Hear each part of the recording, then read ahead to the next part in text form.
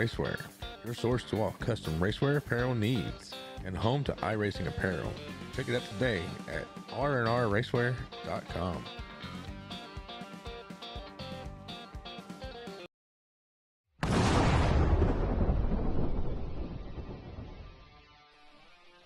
Spartan Transportation and Spartan Logistic Management is your one source for all your shipping needs. 53-foot dry van shipments, auto transport shipments, full-service in-house brokerage, drop lot facilities, just-in-time deliveries to all auto manufacturers, facilities in St. Louis, Missouri, Kansas City, Missouri, and Indianapolis, Indiana. Spartan Logistics LLC, proud sponsor of the IROC Series, Kyle Steffens UMP Modified and Silver Crown Driver, and Gordy Gundaker, World of Outlaws late model. Visit us at spartan-logistics.net or find us on Facebook.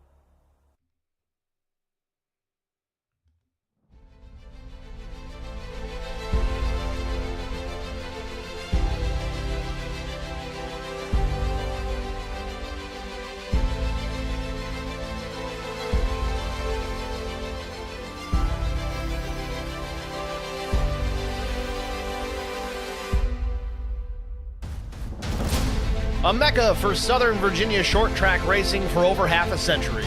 South Boston Speedway today bills itself as America's hometown track. South Boston Speedway, or SOBO to its many fans, was a quarter-mile dirt track when it opened in 1957, and in that dusty incarnation hosted NASCAR Cup Series racing as well as a host of other stock car and modified classes. Paved in 1962, it grew to 3/8 of a mile before a final growth spurt brought it in 1994 the track to its current configuration of 4/10 of a mile with 12 degrees of banking in the turns and 10 degrees on its 360-yard straightaways. The 45-foot width helps passing, keeps the racing close. Today, the late model class is the headliner of the 4 regular classes at SOBO. The modifieds race there regularly and hold the track record at just over 99.9 miles per hour. Owned by Joe Mattioli III since 2000, who has invested heavily to make the facility one of the finest short tracks in America. With 18 races on the annual schedule, the track is active an average of 3 weekends a month during the racing season. The list of South Boston Speedway stars over the years reads like a history book of NASCAR. Richard Petty won here 5 times.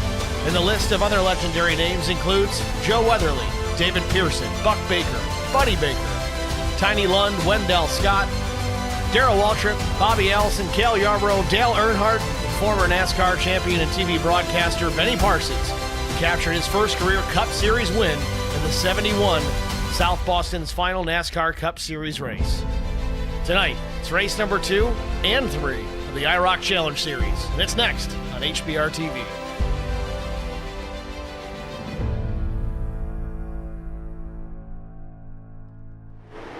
Good evening, everyone. Welcome to the virtual South Boston Speedway, or as they call it, SOBO here locally. Race details tonight. It's 2 events this evening, 2 races, 125 laps apiece. I guess you can call them twin 125s. We've got a stage break that'll come at the completion of lap 25, and then yet another stage break at the completion of lap 65. Cautions that may come out right around the time we expect to get the stage. That may be classified as the stage break officially. It comes out a lap or 2 sooner. It would run into that stage lap, so we'll consider that the stage when the time comes. 77-degree ambient temperature here tonight, 57% humidity, partly cloudy skies, 2-mile-per-hour breeze, and track temp 86 degrees, likely to fall here as the sun is just about set here at the Speedway. Drivers have a full fuel load and 2 sets of tires to work with for this evening. Practice and qualifying wrapped up early today. Warm-up session just about to come to its conclusion. We'll take a look at the practice times from earlier on. Kyle Turzak was quickest. James Pileski, Brian McCann, Troy Radford, Mike Cook. Some names at the top of the board there we're not at all surprised to see. So with that, field beginning to grid up here at start-finish. Let's take a look at our starting grid. On the pole position with a lap time of 14.788 seconds, it's the 051 of Kyle Turzak. Outside front row, the number 94 from Falcon Motorsports, it's Troy Radford. James Pileski, the number 93, he'll start third. Brian McCann into 3, rolls from the 4th spot. Clint Walker, the 02 High Caliber Racing entry, he'll roll 5th. 6th starter, it's Brandon Mefford from Charity Motorsports. Garrett Johnston, the number 15, also Charity Motorsports driver, he'll start 7th. Brian Rose rolls from the 8th spot. 9th is Jeff Clifton. Right to his right side, it's the 00 of Mike Cook. Starting 11th, it's the 2 of Neil Quick, fresh off a win last night at Indy in the Noble Racing Series. Josh Funkhauser, the 81, he'll start in the 12th spot. 13th place starter, it's the 33 of Kevin McCann. Newt Quick in the 4 will start 14th. Chris Mefford, 15th. 16th starter is William Tyndall. Tim Schofield starts in the 17th spot. Zachary Kleek will start 18th. 19th goes to Brian Rick. Steve Durbin, 20th. 21st, Trevor Quick. 22nd starter, Josh Stewart. Doug Wysocki, 23rd. 24th, Chris Wally. Jason Nilgis, 25th. 26th, Steve Robards. 27th, Larry Bruner. 28th, Todd Kleek. Jared Wiedner will start 29th. Matt Kopp, 30th. 31st, it's Adam Benefiel in the 9. He'll start shotgun on the field tonight.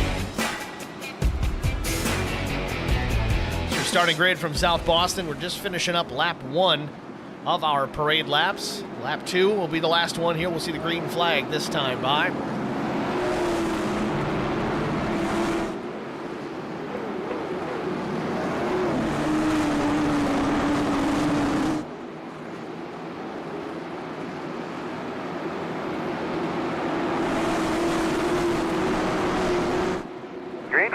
Green flag in the air. We're racing from SOBO.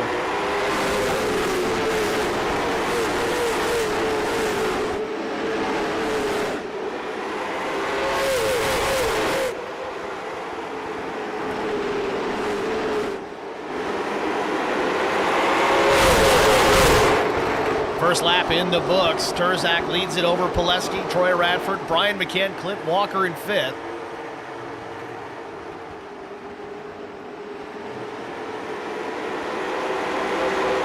Battle for position. It's the 15 of Garrett Johnston. The 83 of Brandon Mefford trying to work around the outside.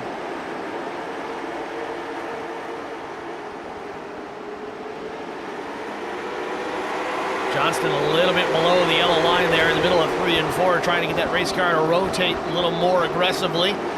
Got to be careful, though. You can get more than you bargained for putting it down in the bottom like that. Johnston up the track a bit now, tucks in behind Brandon Mefford.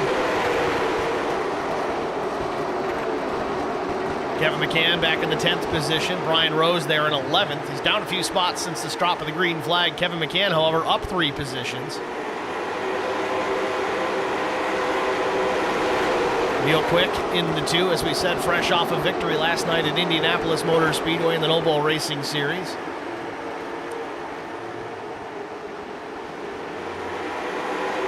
Back out front, things still unchanged with Turzak and Pileski leading the field.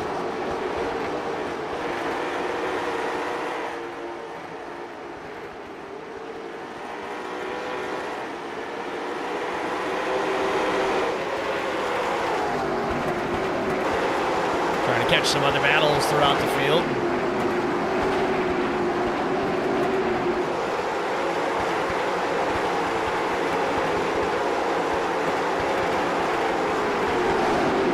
Jared Wiedner running in the 25th spot. He's underneath, trying to take the spot away. Real loose on exit. That might have been Chris Wally. No, that was Todd Kleek. Kleek in the number 45 gathered it back up. Exit at turn 4. Now he gets in the wall off at 2. Off a little bit of help from the 28. Steve Robards. Todd trying to collect himself and get back in a rhythm here. Adam Benefill in the number 9, running in the 30th position. Matt Kopp, however, 31st, already a lap down. Not sure if something happened early on with Matt Kopp. Take a look at it. This was just a few laps ago.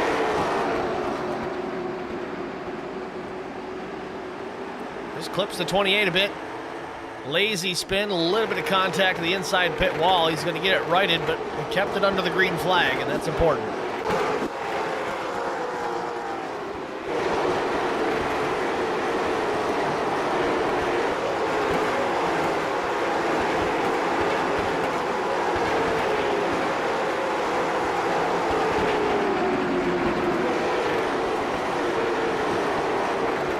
Laps in already here at South Boston. Kyle Turzak still out in front.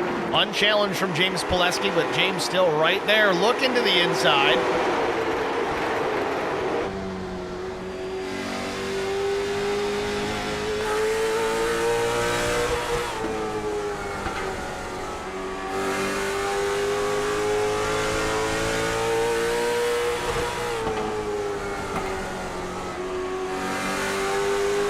Turzak very, very smooth to start this one off. And started pole position. Pileski started right behind him. He's up one spot already. Radford dropped back to third, the number 94. There will be a caution. And the caution is out. Josh Stewart, I think, involved in this one. Yes, indeed. You see the 03 facing the wall, trying to get straightened out. Looks like he opts for pit lane. Let's see what happened here to Joshua Stewart in the 03. Just a moment ago.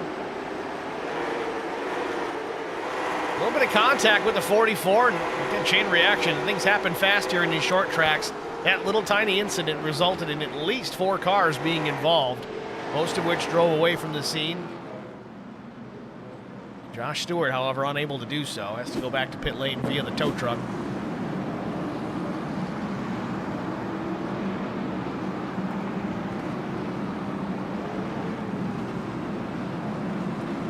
So the top 7 relatively unchanged from the start of this race 19 laps ago. Kyle Turzak, your pole sitter, still out in front. James Pileski up to second, started third. Troy Radford down to third from the outside front row. And Brian McCann, Clint Walker, Brandon Mefford, Garrett Johnston. That's the rest of the top 7. They are all stationary in their running orders. Where they started this race, that's where they run. Jeff Clifton in 8th, he's up a spot.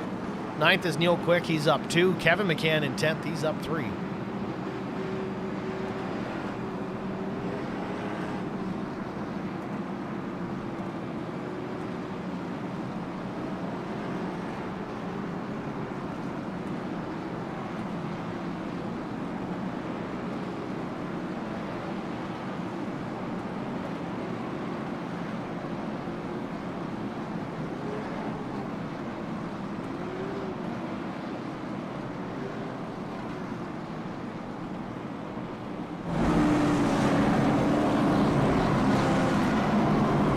Big field on this 4/10 of a mile oval, 31 cars.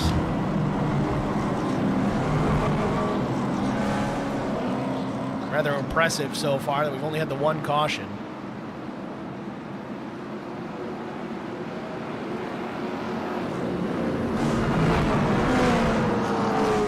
And forgive me if I sound a little hoarse. You can blame the Bills game on that one.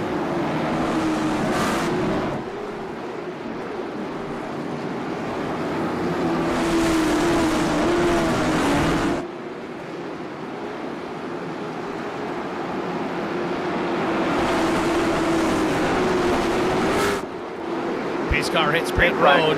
Green flag back in the air. Turzak with a clean jump down into turn number 1.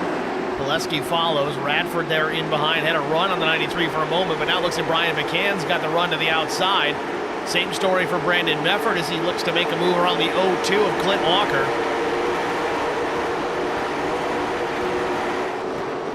Still watching the battle. Brian McCann trying to get clear of the 94 of Troy Radford, and the caution has come out again. We got another incident on the track. Few drivers involved in this one. 5 to be specific. William Tyndall, just one of them. Zachary Cleek, Steve Durbin, Trevor Quick, Matt Kopp, Larry Bruner all involved. Base car got involved too, but he's got that magical apparition power. Driving right through the car.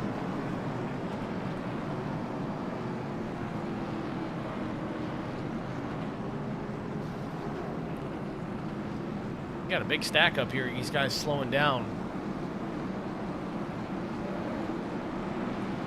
Let's see what happened here just a moment ago. Tyndall, the inside of the 81. And just off the nose. Big time chain reaction crash after the fact. Drivers just piling in.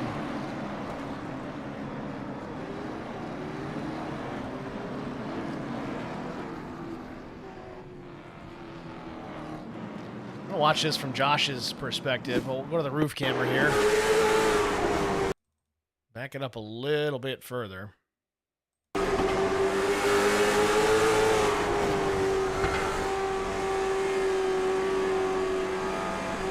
Doesn't take much.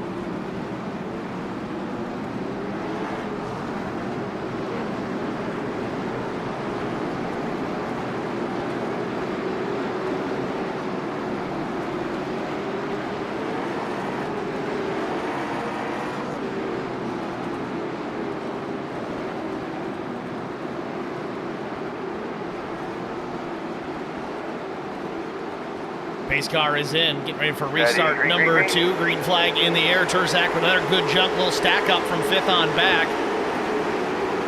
Radford's going to try it again here to the outside. We got big trouble. Brandon Mefford in the fence. Big crash. Caution. And just off turn number 2, we got the big one, Talladega style, but on a much smaller scale.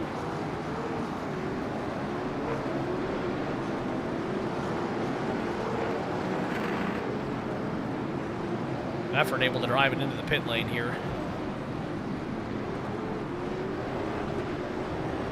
Well, let's watch it again here, see what happened.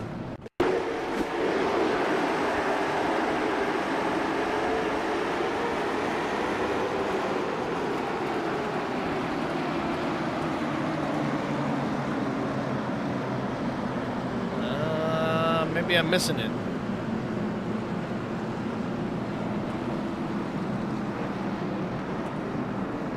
Let's try this again. There it is. Big time hit for the 83. I'm going to back this up so we can get a better look to see how it precipitated. 83 of Brandon Mefford on the bottom of the racetrack. The 0-2 in behind.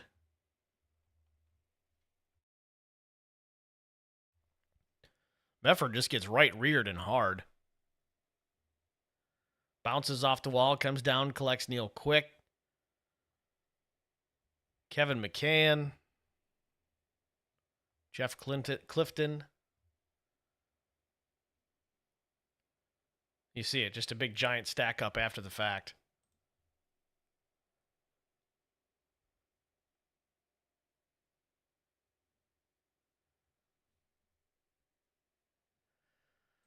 Now, they do not run fast repairs in this series, so as these drivers, well, hurt their stuff the way that they are, the first couple of cautions here, it's just going to thin the field out as we go. That's a pretty big hit for Brandon Mefford. I don't see him coming back. Now, with that, we do have race 2 after this. We've got 2 races this evening, not just the one. 225 lappers. Drivers will be able to pull out a new car for the second race, so you reckon this one, that's all right? Not going. Be able to make it up on the next one.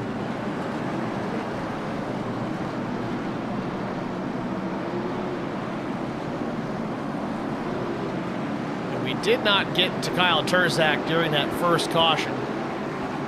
It was effectively the stage break. Remember, lap 25. Try to get it. If he wins the second stage here, that's lap 65. We'll try to get him then.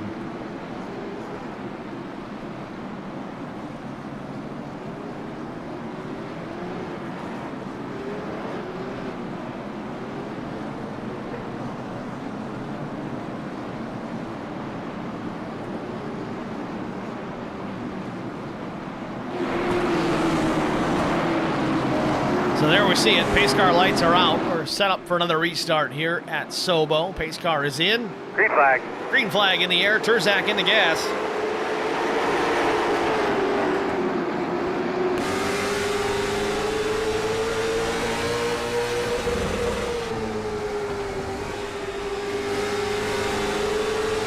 Whoa, contact. Ryan McCann gets into the second place machine of Pileski. Around he goes, and the caution comes out. Quickly, tell me what you got.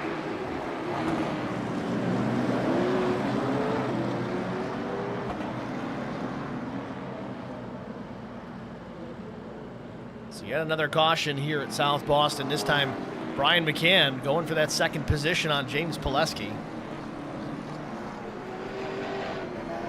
Let's get a look at it. Caution came out kind of late. We're going to back this one up so you can actually see how it started.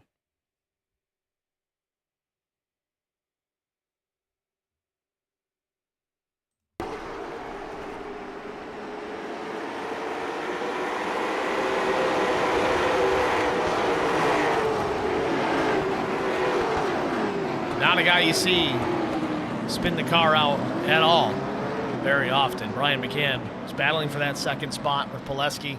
Made some contact, really spun himself out. Pileski had to save it off of turn number 4, but continued down the racetrack.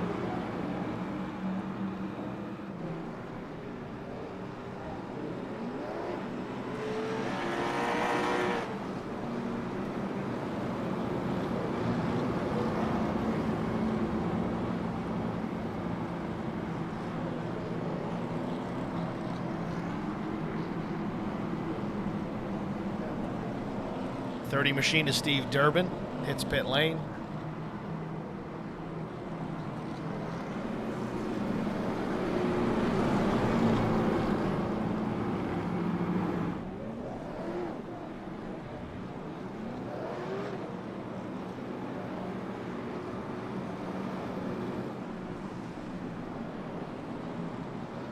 Pace car lights are still on, so we're going to go at least one more time around before we get the one to go.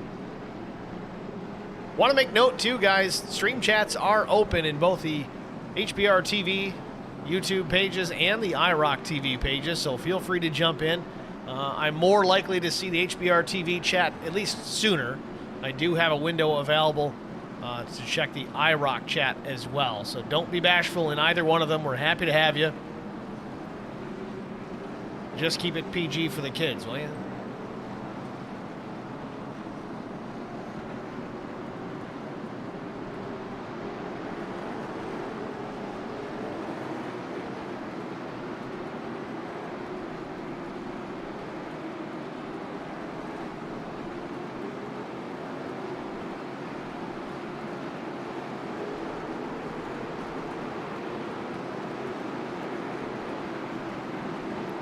Pace car is in, and another wonderful restart by Turzak. Down into turns 1 and 2. Pileski in behind. Radford third. Battle for the 4th spot. Garrett Johnston and Neil Quick. Johnston to the outside. Quick in the low lane in the old Rusty Wallace Miller Lite scheme. Quick still alongside. Johnston powers around. It's clear.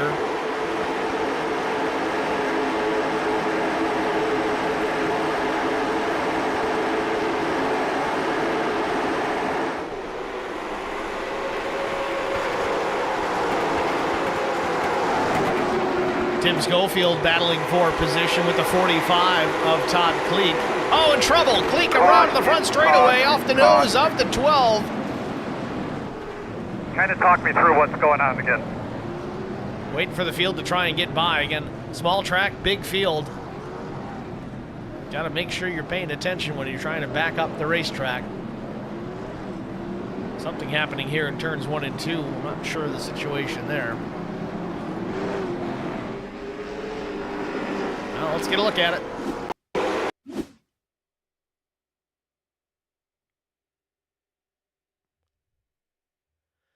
You know, I'm wondering if the 45 lost connection for a moment.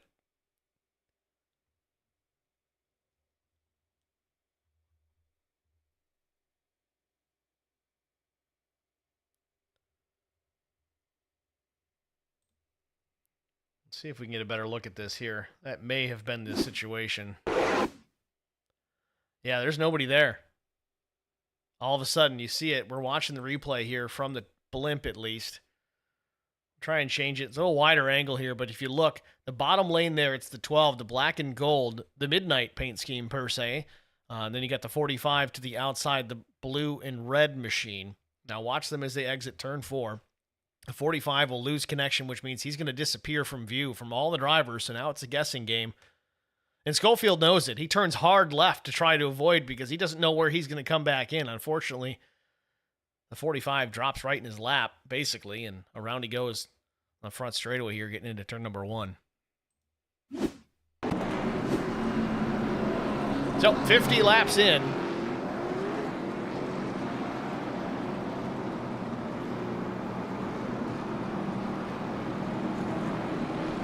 Again, we get our second stage break at about lap 65, the completion of 65, that is.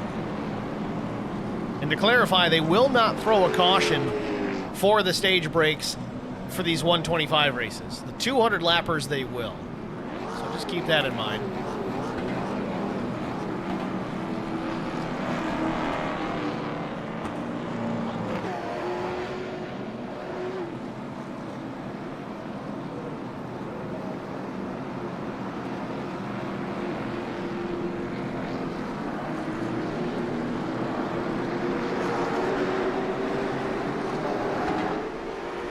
Not going. Admins have waved off the restart here, trying to get everybody caught up to the tail of the field. A few wave around cars to do so.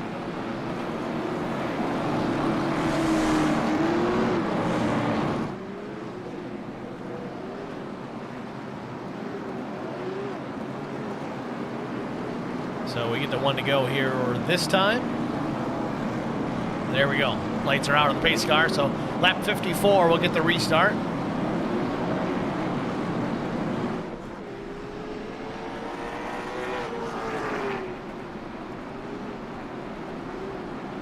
Cars still on the lead lap out of the 31 that took the initial green flag.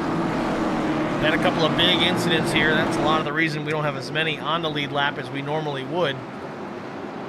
Let's get back after it. Pace car is in. Terzak continuing to dominate.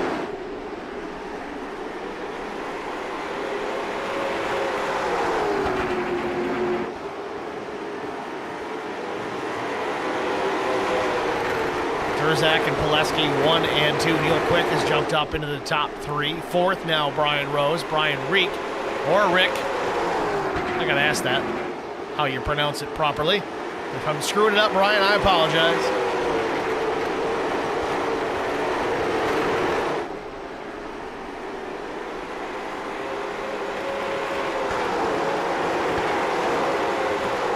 Battling for position back here. Brian McCann to the bottom of the racetrack.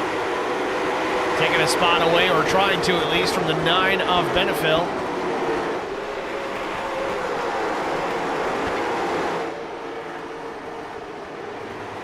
this clear. So Brian McCann down 5 spots, but still up in 9th, working his way back towards the front. Remember, he was involved in that spin with James Pileski.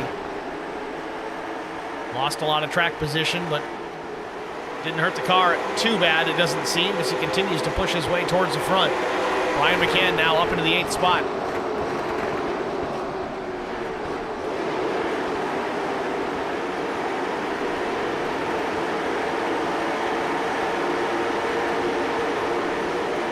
Brian Rose running in the 4th spot.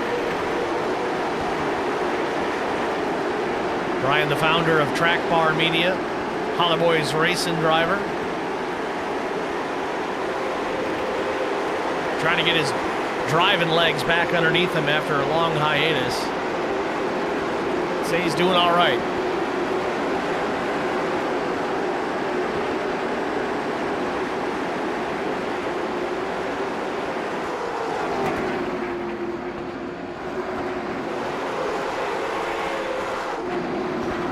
.33, Kevin McCann up in the fence. Kevin with some significant right front damage. I think that right front suspension has failed significantly. He's just trying to find a way to pit lane. Not sure if it's the body work exposing the right front tire or if it's really towed out that poorly.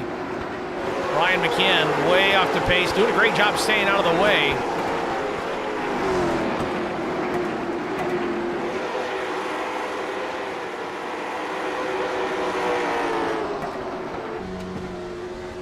On board with Kevin McCann as he continues to try and keep this machine out of the way, but continues to turn laps.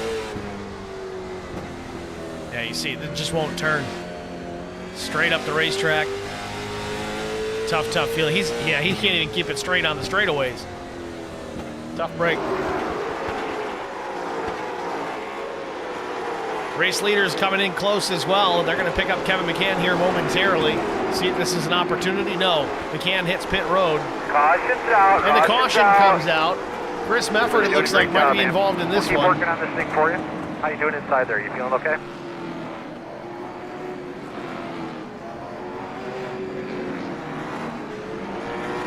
Mefford beaten and battered.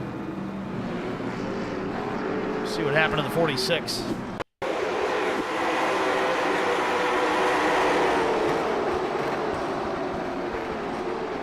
45 drives into the back. Lazy spin for Mefford. Just trying to get righted here as traffic continues to go on by.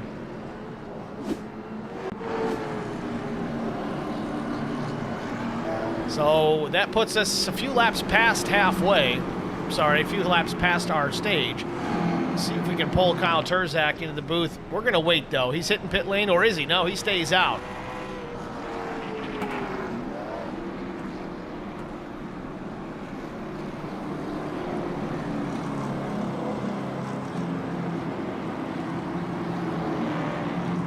Kyle Terzak at Steve in the HBR TV booth. You got us? Yes, sir. Kyle, you won stage 1, you won stage 2.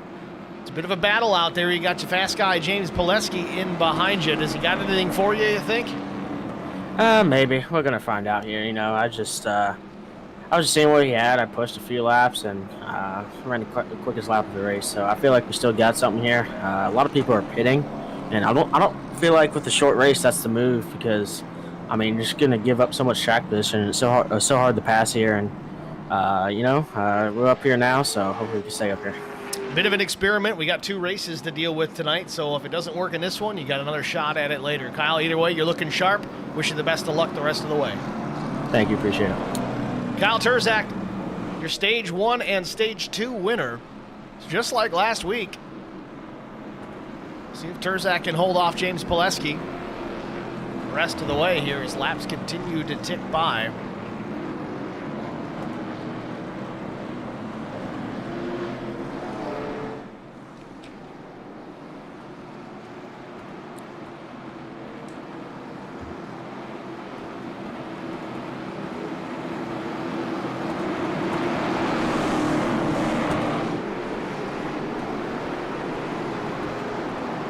Pace car hard left down pit road. Be ready, green flag. And once again, another good restart from Terzak. Neil Quick tried to time it. Gets alongside Pileski. Still has the nose in. Down the backstretch here, tucks in behind Pileski. The top 3, top 4 in a row.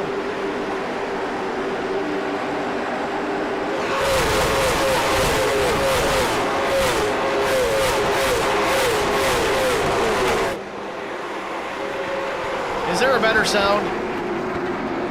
Yes, that's rhetorical. Terzak across the stripe here, lap 74 up on the board. He's led them all, I believe, to this point. Kyle has not been to pit road. Really, the top 6 drivers have yet to pit. A few others mixed in between.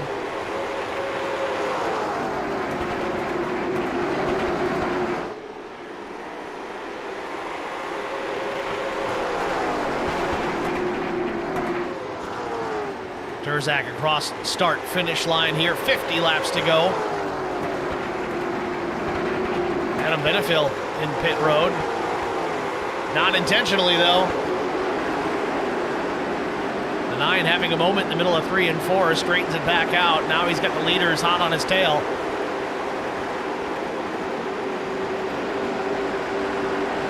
See what happened here to the 9 just a moment ago.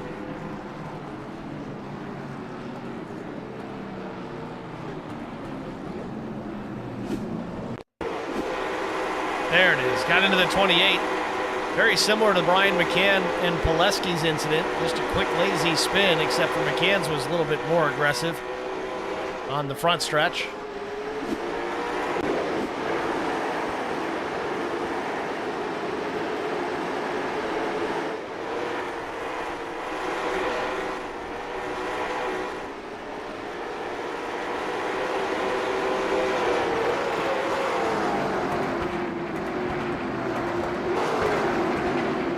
Mike Cook running back in the 10th position. Troy Radford back to 8.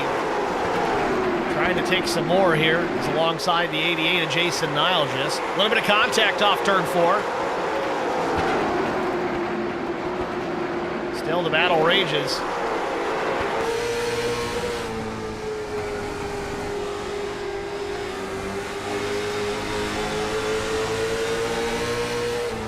Just doing a good job battling back, trying to stay to the right side of Radford, but Radford just won't quit on the bottom.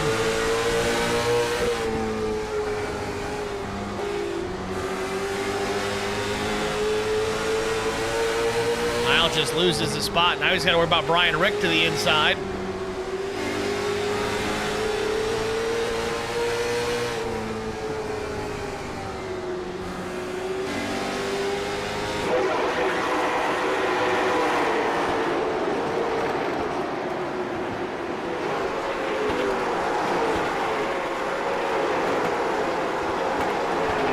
Kevin McCann just wrapping up some pit work.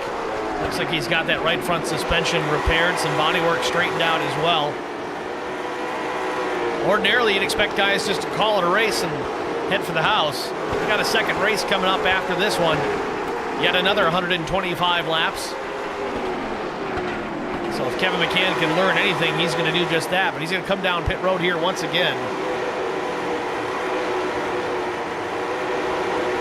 Kevin might be taking this one as a practice session. He's going to throw some tires on it. Meanwhile, back out front,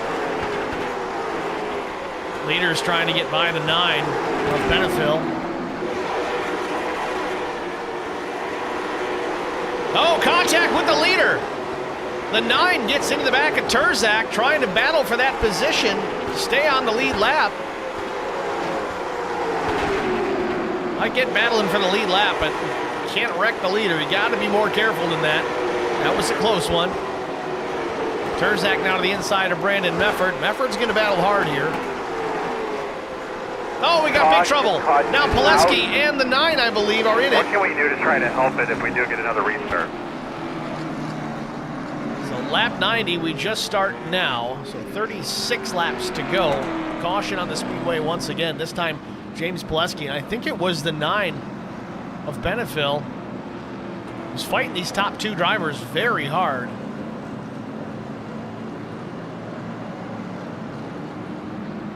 I'm going to look at it for you in just a moment here. Let's take a look. Exited turn 4. Some contact between the 93 and the 9. 93's Pileski on the bottom. Looks like actually that might have been out of turn number 2. This is turn 3 and 4.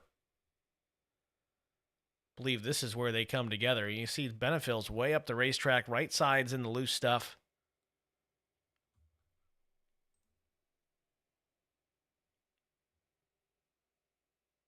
Hard to say how it went down. Pileski was coming up. The 9 was still there.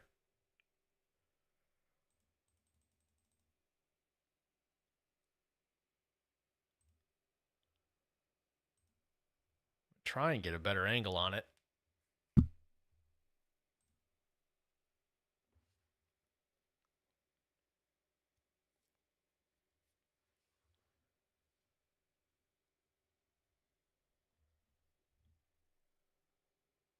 Yeah, Pileski has a pretty big impact there to the inside wall.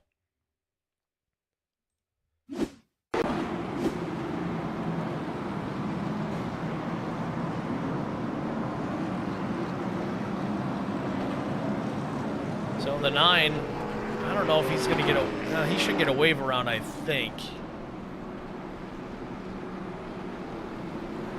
Maybe, I don't know, because he was involved in the caution, so he might not. He might get shuffled to the back of this line.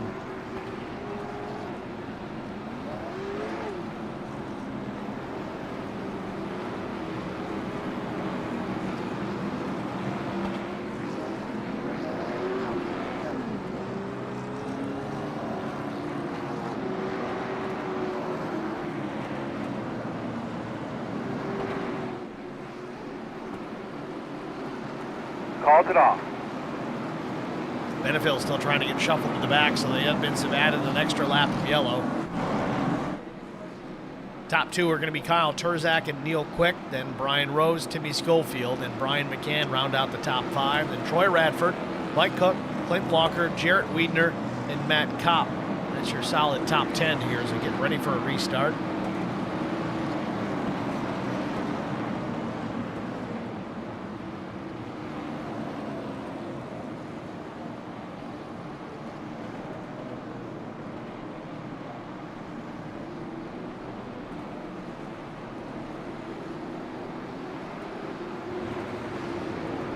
Pace car is in. Green Barney flag. with the green in hand. It waves, and we're back racing once again from SOBO.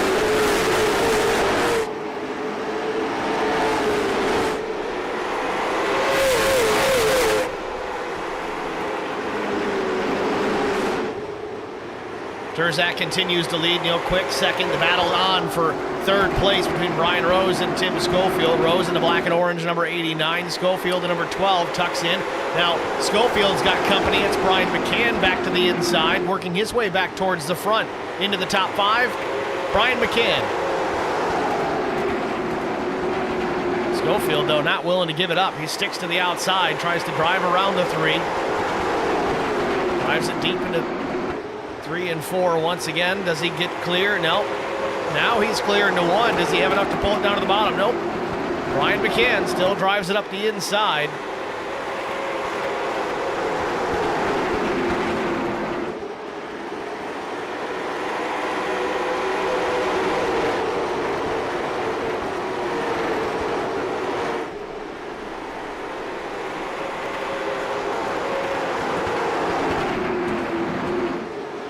Turzak off of turn number 4. We've got 25 laps to go. Yellow's out. And the caution is out once Do you need the again. pit sign now, or does it get more acclimated to it, or is it still difficult? Not sure who this was. Looks like the 46 was slow.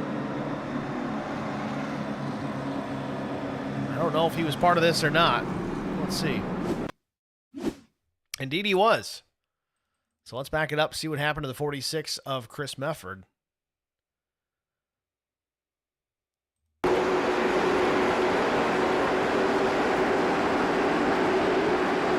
Pileski gets to the inside. A little bit of contact. Mefford goes around. And it's really Mefford backing back into the racetrack that I think is what put us under yellow. Yes, indeed, because Turzak was coming.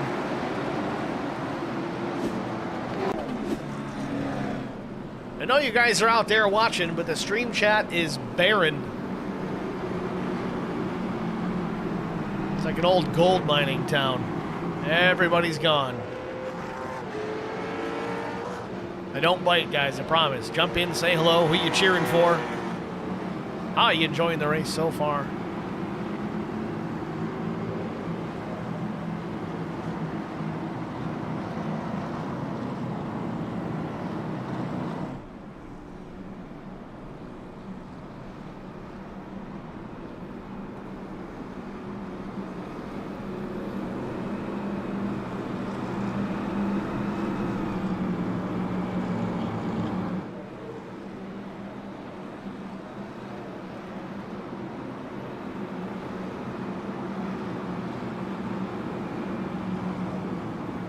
Of course, Brian McCann, who's in the race, he's saying hello. Hi, Brian.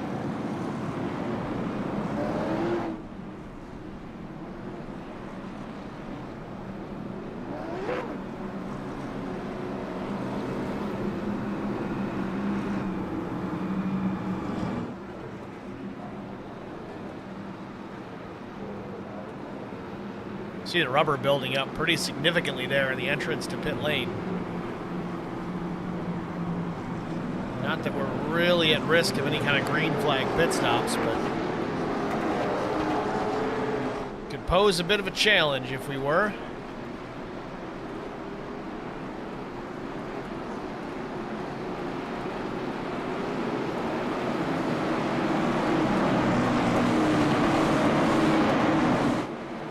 All right, let's try it again here. We're doubled up, getting ready to go back to the green flag. We're into the restart zone, and there it is. Terzak off and away, gets the jump. Ryan Rose to the inside on Neil Quick for position, off turn number 2, and the caution's back out again.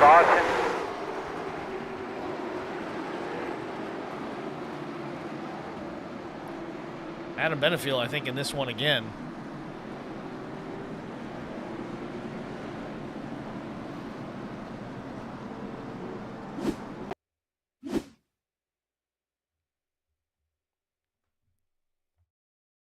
Oh, happened up in front of him here. William Tyndall. Steve Robards involved in this one. Bit of a checkup here in the front stretch. That's really what ticked this one off. The 03 was very slow on the front straightaway. We'll check that one again. In fact, we'll back it up here. I'm right on board, and you can see the closing rate. The 28 machine getting into the 03 here. We'll go driver's eye here. Steve Robards, full speed.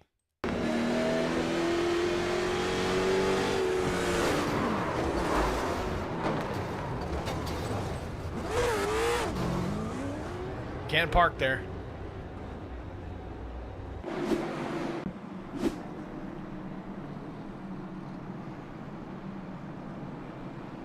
Well, 16 laps to go. They continue to tick away.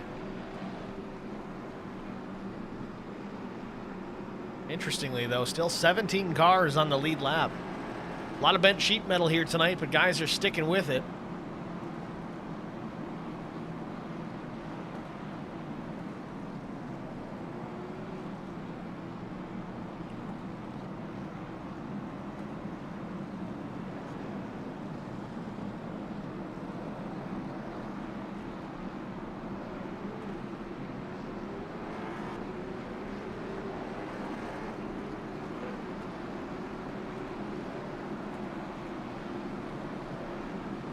Pace car lights still on.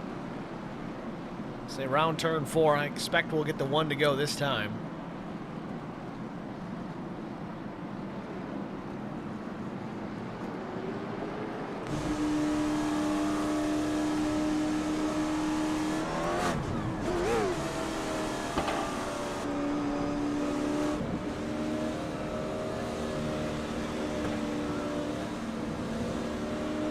Not going, I don't think. And we're going to go one more time. You see the pace car lights come back on. Again, trying to get the order right, get everybody caught up and back in line.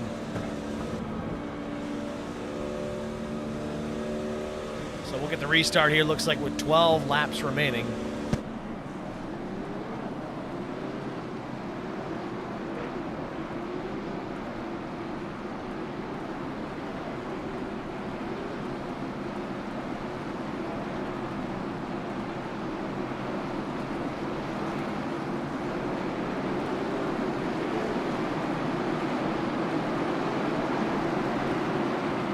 Pace car is in. Green flag. Turzak once again, a good jump.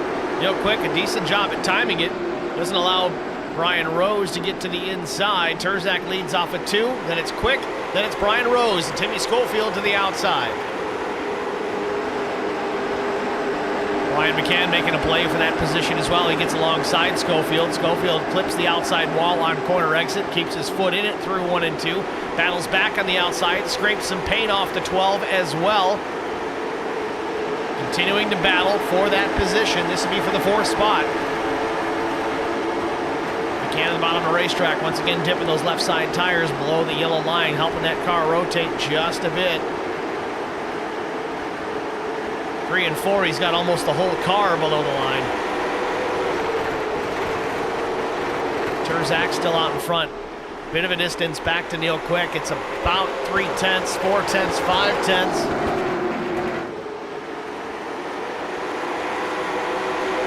Continue to watch this fight for the 4th spot. Timmy Schofield, the number 12, to the outside of Brian McCann. These two have been side by side pretty much since the restart. Troy Radford there and behind. Even if he's quicker at this point, he's got nowhere to go.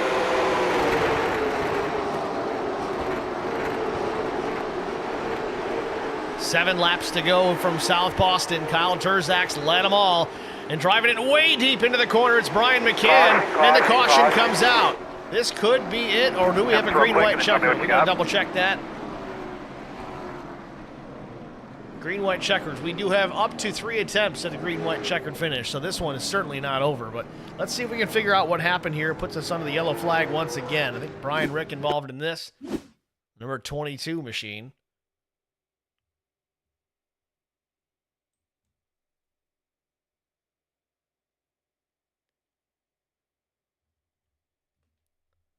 Comes up the track.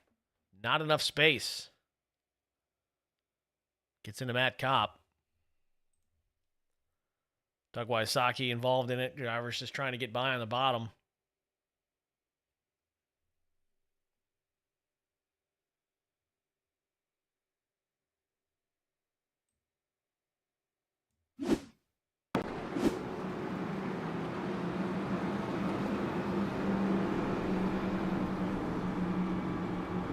So 4 laps remain here in the advertised race distance. I don't know if we're going to get the green flag before this one runs out or not.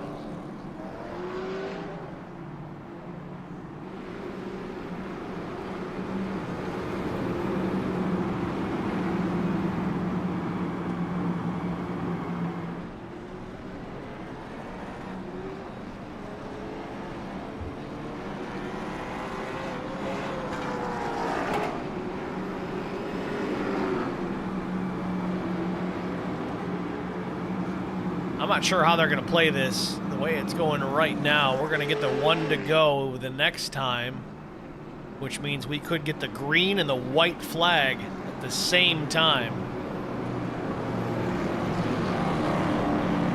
Not sure if the admins may just throw this for another yellow flag, extend the yellow again, as they have a lot of times tonight. It would push us into our first green-white checkered finish. If that's the case, we'll see if the lights go out.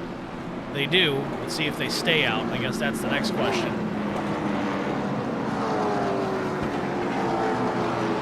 Through that exchange, though, Brian Rose has worked himself into that 2nd spot. First time he's been at the front of the field here tonight. He's been running top 5 without too much issue for a lot of the evening. Let's see.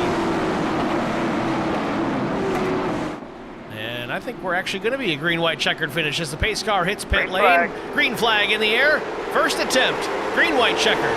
Turzak is away. Battle for second is on between Neil Quick and Brian Rose. Quick gets the jump, gets past, gets clear. Move Neil Quick in the 2 up to the 2nd position. Brian Rose back to 3rd. Brian McCann now running in 4th. Ahead of Tim Schofield. White flag. Final lap for Kyle Turzak. Turzak in his own zip code, putting on a clinic here in race number 1.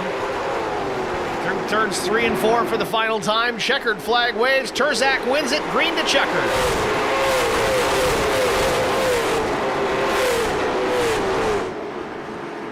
We got fireworks for the first race, and we're not done, folks. This is like the halfway break.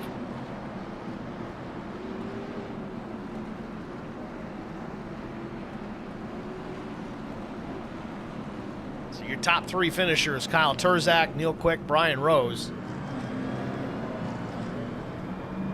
Try to jump right in, get interviews with these guys sooner than later. Don't forget, don't go anywhere, folks. We're going to get these interviews done, the top 3 finishers for race number 1, and we have another race coming up immediately following this one.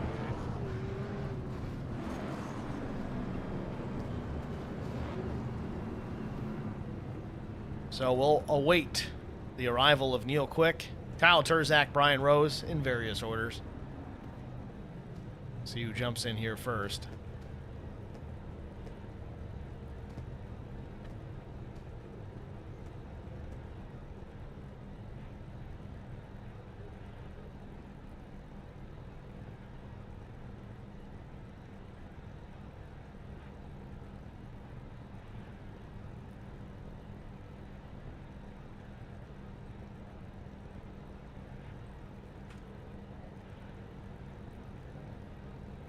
Well, we do have Kyle Turzak, so we won't delay too much further here. We'll get to Kyle right now. Pull a race winner of race number 1 of the evening, race number 2 on the season. Kyle Turzak, your race winner, won the stage, won the second stage, won the race, won the pole, led every lap. Kyle and Steve in the HBR TV booth. You got me? Yes, sir. Kyle, congratulations, man. Put on a clinic here once again. You are a bad man on these short tracks and these late model stocks. What's the key to success out in these bull ring style tracks with these late models? Run them a lot. This is all I do on Iris, and just short track stuff, you know. Getting ready for real life this season, getting a limited late model, and I just use this as some practice and learn stuff, learn how to pass and everything. So this is it's just really helps me. Well, you're certainly fast out here. Do you got enough left in the tank to make it 2 wins in one night? Race number 2 coming up. I think so. I think we got a good car, and I just got to do my job and hopefully avoid all the crazy ones and hopefully get to the front. All right, Kyle. Well, congratulations. Maybe we'll talk to you again before the night is out. Who do you want to thank before we let you go? Yeah, I just want to thank all the league sponsors, you for broadcasting, and Zeem's Help Shop for everything they do for me. Without them, I wouldn't be here. No speeds like Zeem's. All right, Kyle. We'll talk to you later. It's Kyle Turzak, your race winner here in our first race of the evening. Next, we're going to talk to Neil Quick, second place finisher here tonight. Neil Quick, it's Steve in the HBR TV broadcast booth. You got a copy?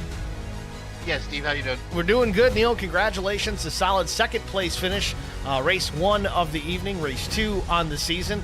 I want to say another congratulations for a strong win yesterday out of the Brickyard on the No Ball Racing Series. But back to South Boston. Walk us through your first race of the evening. A little bit of dramatics there at some point, but you worked your way back up into that top 3 and brought it home to a second place. Tell us about it. Yeah, that's what me and Brian was discussing in the waiting room here. I wish I would have had a little bit more car. I had wheel damage from lap 30 on, and just fighting it the whole time and trying to keep the tires underneath it because I knew he was going to be right there to pass me. So as soon as he got close to me, I let him go. But fortunately for me, that last restart paid off for me, being on the inside and getting that second spot back. But I'd like to regroup this time and really have a shot to go after Kyle.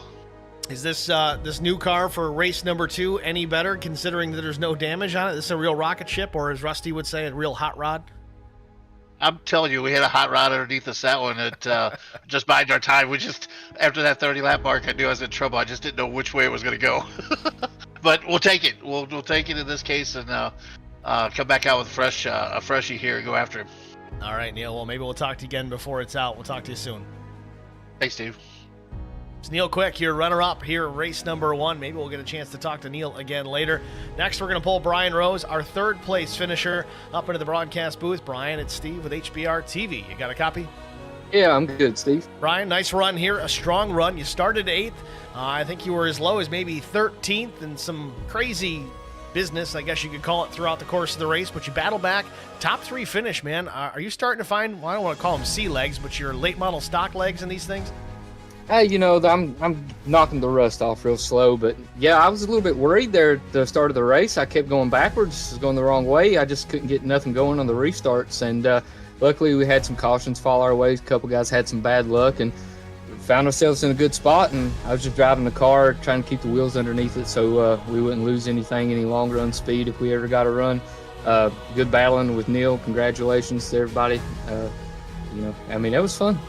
Well, you got 127 laps in for race number 1. Race 2 coming up shortly. We going to talk to you again after that one? Well, you know what? I hope so. I was kind of worried about being up front, and we invert the field, so the top 15 is going to get inverted. But I drove, I fell all the way back to where I'm pretty much going to be starting now. So we'll just try to do this, try to put it on repeat. All right, Brian. Nice run. Maybe we'll talk to you later. Thank you. It's Brian Rose, third place finisher here in race number 1. We're going to step aside. It'll be an extended break. Give us, it's the first one of the season, but we're planning on 15 minutes, but don't go far because it might be way less given the time frame since this one ended. So stick around. We're going to be staying live here on the air. We're going to roll some commercials, all the fun stuff, but we'll be back for race number 2. I'd say don't wait any more than 15 minutes because if you do, you'll probably miss the start. I'd say give it 5 to 10 at max, but I don't know. We'll see how it goes. Thanks for watching, folks. We'll see you at the next one here in a little bit. Stay tuned. R&R Racewear, your source to all custom racewear apparel needs, and home to iRacing apparel. Check it out today at rnrracewear.com.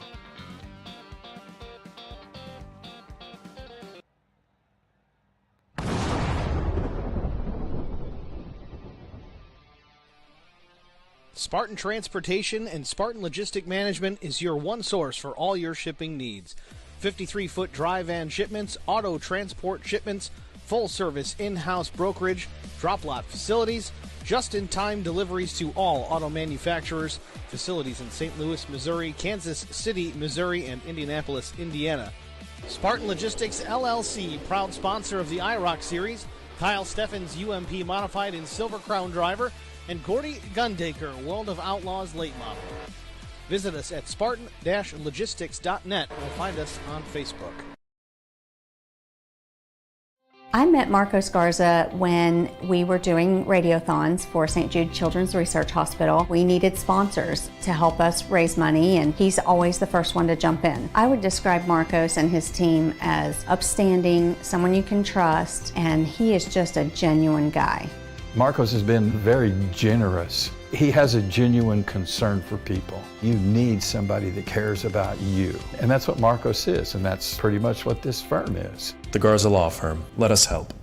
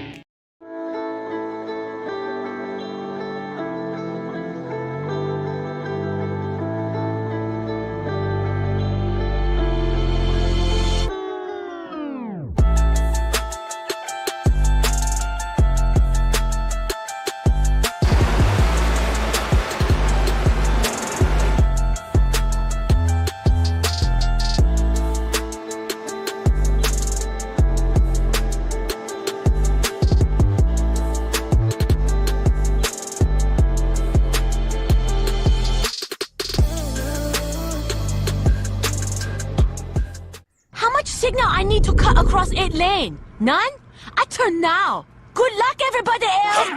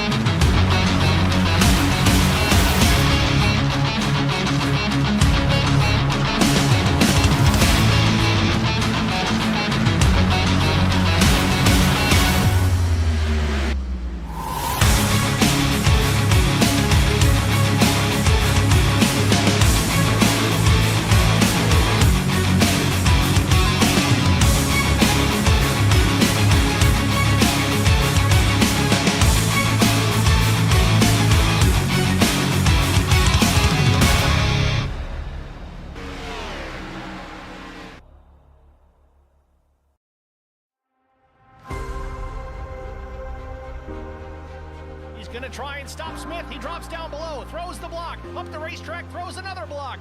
McCann goes to the outside, 3 wide for the race lead in the win here at Daytona. Crosses the stripe and we're all wrecking, and Brian McCann takes the checkered flag. Blaze has newer tires, 6 laps newer to be specific. Into 3 and 4 for the final time. He makes some contact with Zach Millett. Millett drops it back to the bottom. Off of turn number 4 for the final time. Zach Millett's gonna win through the trial for the final time, and oh, they're wrecking. Big trouble. Vincent Short sneaks through, and I think Short's gonna win this. He does. Vincent Short wins.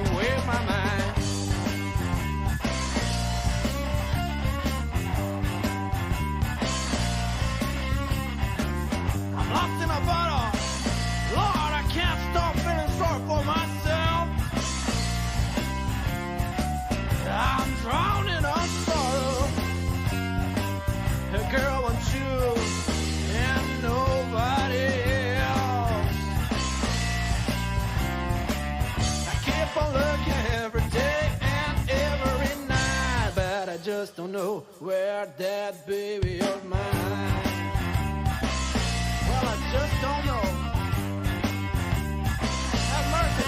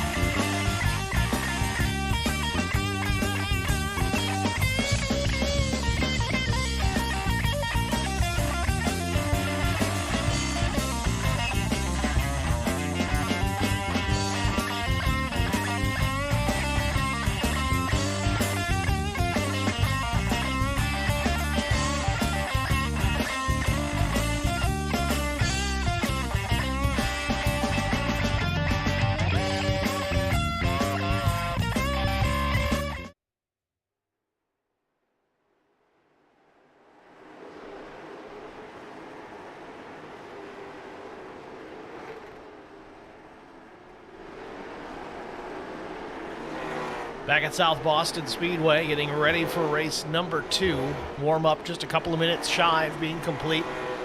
To no one's surprise, Kyle Terzak is fastest to 14.81. Brian McCann, second quick. Brandon Mefford, Troy Radford, Kevin McCann, your top 5.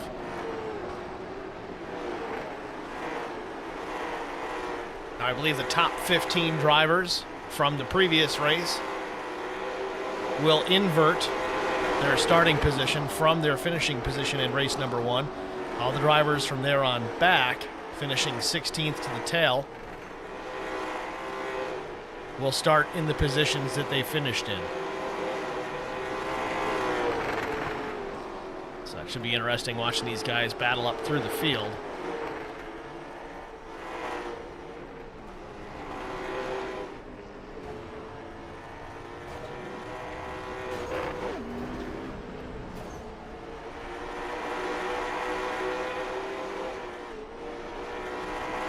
Big lift for Brian McCann off of 4.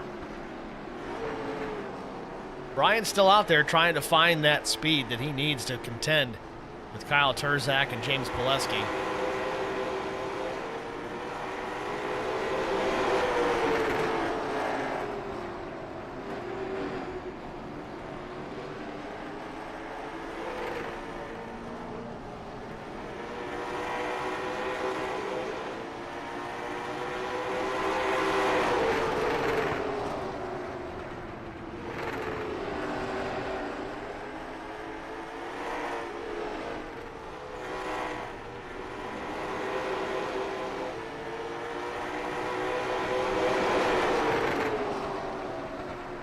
McCann is just trying to run in the tire tracks of Pileski there, see if he can pick some up.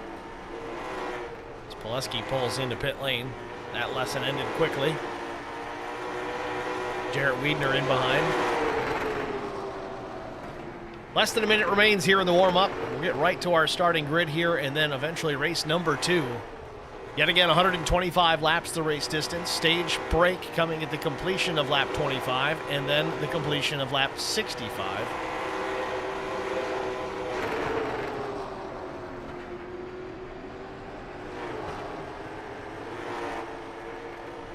The interest of keeping the show moving along, there will not be a caution for either of the stages. If we are lucky enough to have one for the stage, we'll be sure to conduct our stage interview during that yellow. I'm not going to do it under green flag conditions because, well, I don't know if the drivers would appreciate it. There might be a couple out there. I know Brian McCann probably wouldn't mind if he's got time to text us messages in the stream chat, which I'm okay with. But with that, let's get to our starting grid, shall we?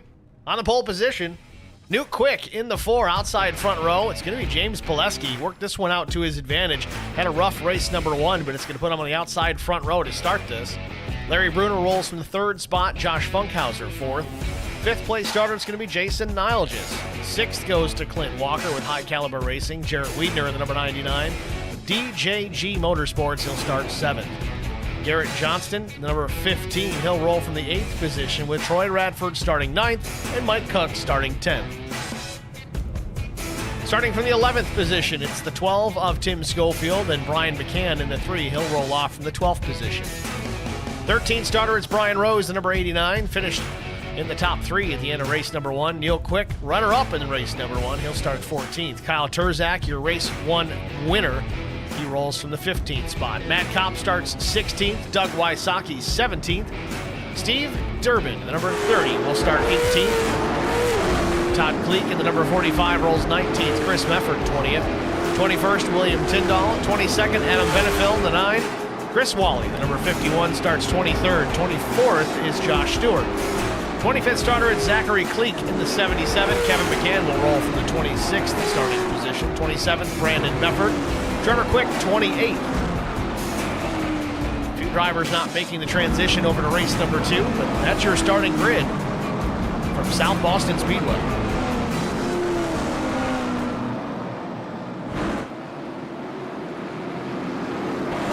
Field working into turn number 3. We'll see the green flag here in just a moment.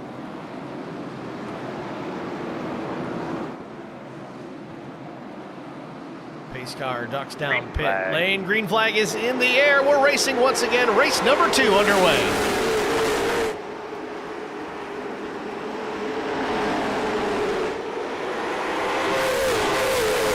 Just like that, Pileski steps on a line, takes a peek to the outside on Nuke Quick, but nothing doing. The 4 is going to lead lap number 1 here at SOBO.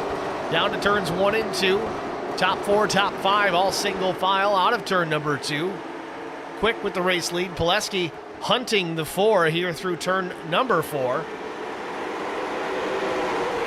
5th place on back. We've got a battle side by side by side. It's like a high-speed pace lap. Josh Funkhauser working to the outside, and the caution is out. Brandon Mefford involved in this. Zachary Cleek, I think, as well. Many others. Chris Wally in it as well. Kevin McCann getting just a tiny bump into the 77. Let's try to get a look what happened.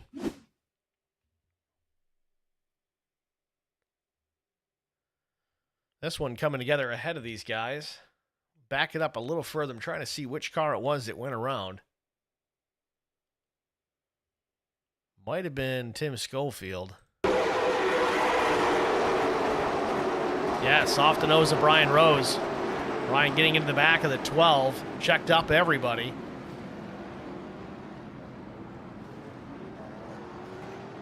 There you have it. Caution number 1 out early here at SOBO. Nuke Quick continues to lead here. A very fast James Pileski running 2nd. Larry Bruner still 3rd. Jason Nilgis, Jarrett Wiedner the top 5. Josh Funkhauser 6th. Troy Radford 7th. He was quick in race 1. Clint Walker is 8th. Garrett Johnston 9th. Mike Cook 10th. Some other notables. Brian McCann up 1 spot already. The 11th. Brian Rose in 12th after contact with Timmy Schofield. He's up a spot. Neil Quick still 14th. Kyle Turzak up 2 positions on the opening laps. He's 13th.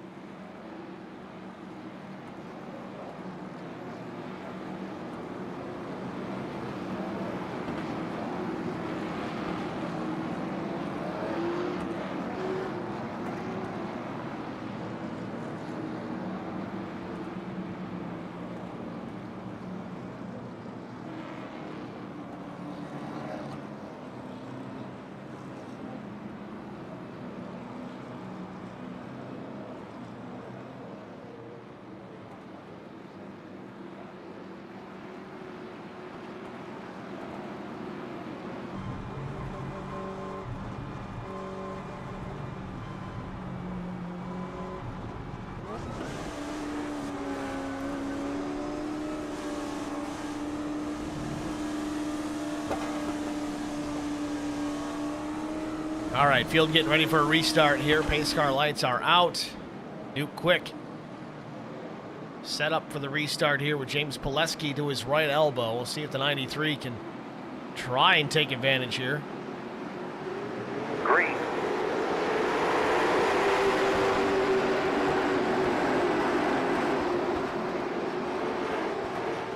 Pileski with a run off of turn number 2. Nowhere to go with it. Quick maintains, and we got a caution here. Big time trouble here into turn 3. Mess of cars here. Turns 3 and 4. Still trying to get rolling here. So many drivers just kind of parked. Pace car not caring a world about it. Drives right through them all.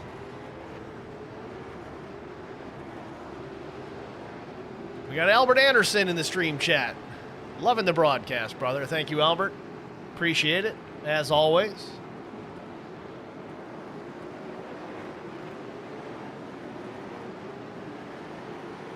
Want to remind everybody we're still looking for some stream chat action. So far, it's only been Brian McCann on the IROC TV side and Albert Anderson on the HBR TV side. So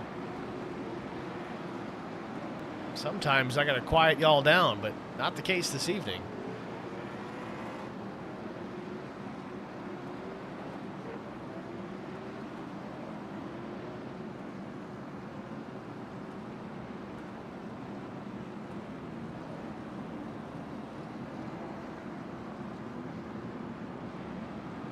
New Quick staying tucked up to some of these tail end of the lead lap cars. They should all get a wave around here when we get ready to go back to the green flag here, but that's likely going to constitute an additional lap under caution. We'll see if the officials go with that or not. It's kind of the continuing trend here as we saw in race number 1. Which honestly, I'd rather go the extra lap, get everybody where they need to be, get the field doubled up the way they should be, rather than just going willy-nilly and waiting, hoping they make it, and if they don't, oh well.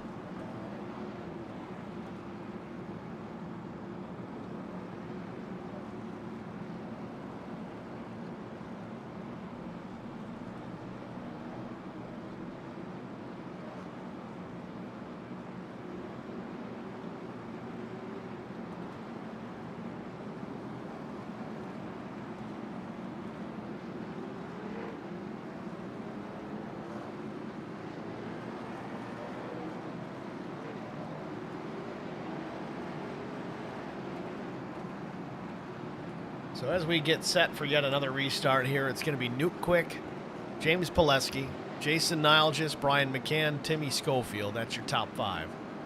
Brian Rose up into the 6th spot. Doug Wysocki 7th. Matt Kopp 8th. 9th, Kyle Turzak. He's up 6 positions. Chris Mefford's up 10 spots. And shout out to Zachary Cleek. He's up 14 positions since the drop of the green flag 15 laps ago.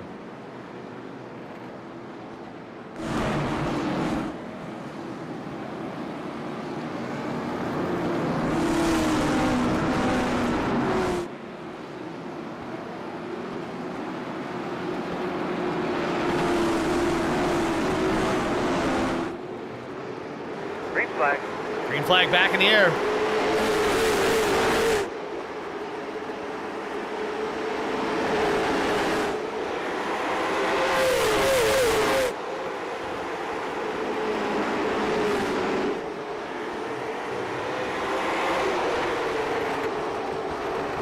New Quick doing a good job holding off the 93 of James Pileski, at least for the time being. Pileski with a whale of a run off through, gets to the inside in turn 3 just as the caution comes out. Don't know if Pileski had the spot or not at the time of caution, but it looks like no. Doug Wysocki still not facing the right direction just yet. Let's see what happened to the 34 here.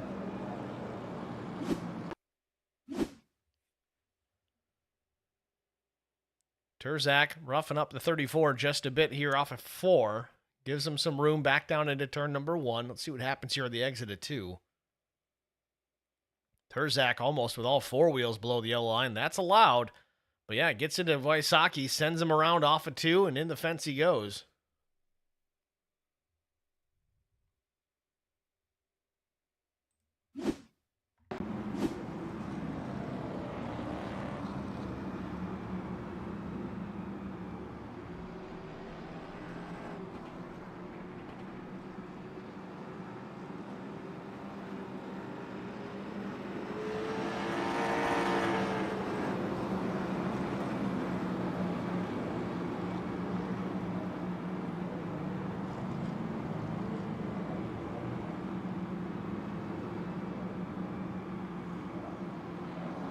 So New Quick continues to pace the field here at South Boston. 20 laps in of 125, race number 2.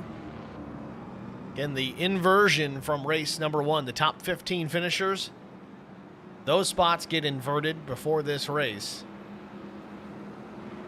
The 16th place on back from race number 1, that becomes their starting order for this race. In case you're wondering what the format was this evening for the Twin 125s.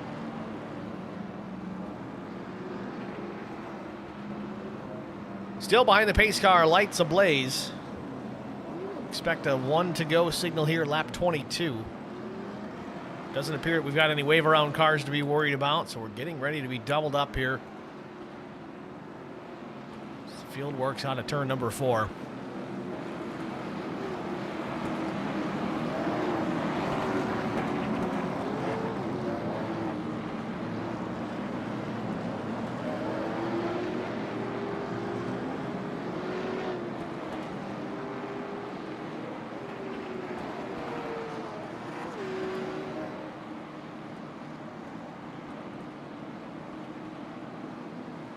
So, Nuke Quick's going to bring him down to start finish here. If he can hold off Pileski again, that's going to be a wait and see. Pace car is in. Green flag is in the air. We're back racing from SOBO.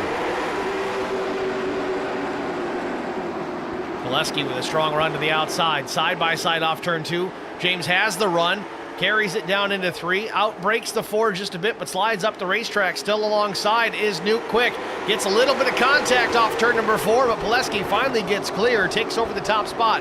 New leader, lap 24, James Pileski. Second place, Nuke Quick. Brian McCann up into 3rd. 4th place, Jason Nilgis. And 5th, it's Brian Rose.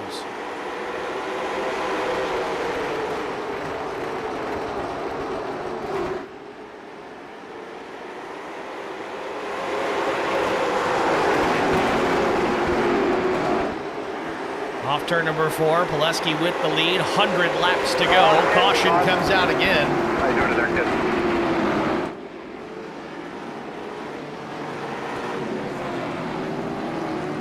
Some trouble off turn number 4, a couple of cars involved.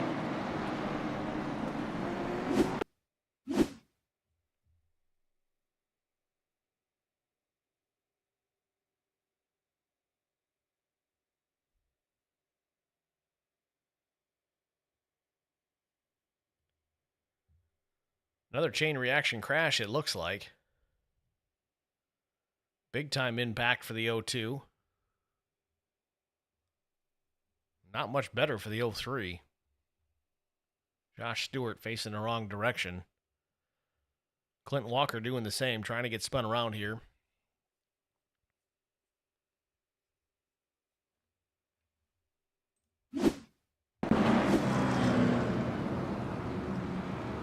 Working caution once again here from South Boston. 28 laps complete.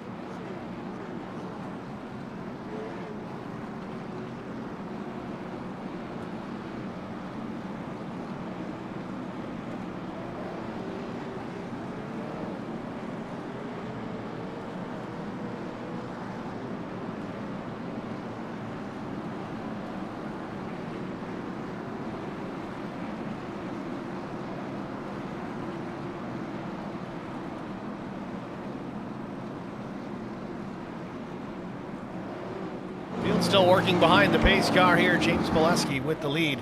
Nuke Quick doing a strong run here in that second position. Started this one from the top spot. Held off a very fast James Pileski up until recently. Quick's going to have his hands full here with Brian McCann here momentarily as well, with Jason Nilgis in behind him also. Then Brian Rose, Tim Schofield. That's your top 6. Doubled up, getting ready for the restart. It'll be lap 32 when the flag finally drops.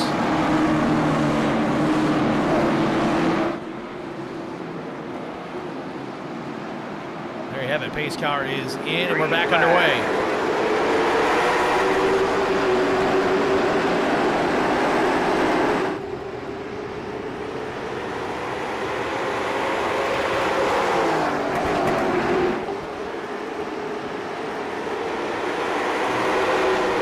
Clean restart to this point. Pileski starting to put a little bit of distance on second place. That's Brian McCann as Quick jumps back to the 3rd position, but he's got pressure from Jason Nilgis to the inside. May lose 3rd here momentarily. Still battling back.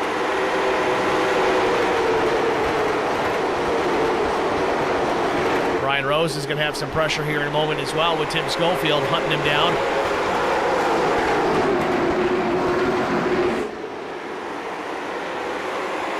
Slides up the racetrack.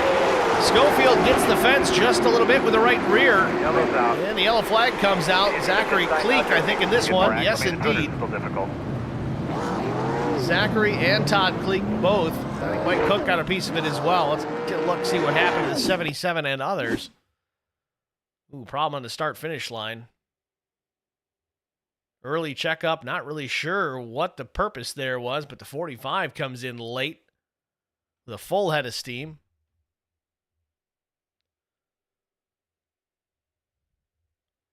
There you have it.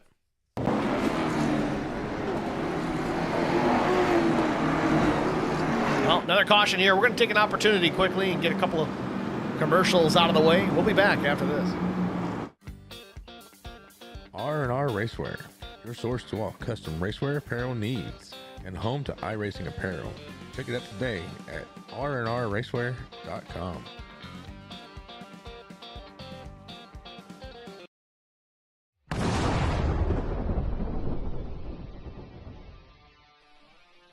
Spartan Transportation and Spartan Logistic Management is your one source for all your shipping needs. 53-foot dry van shipments, auto transport shipments, full-service in-house brokerage, drop-lot facilities, just-in-time deliveries to all auto manufacturers, facilities in St. Louis, Missouri, Kansas City, Missouri, and Indianapolis, Indiana. Spartan Logistics, LLC, proud sponsor of the IROC Series, Kyle Steffens UMP Modified and Silver Crown Driver, and Gordy Gundaker, World of Outlaws Late Model. Visit us at spartan-logistics.net or find us on Facebook.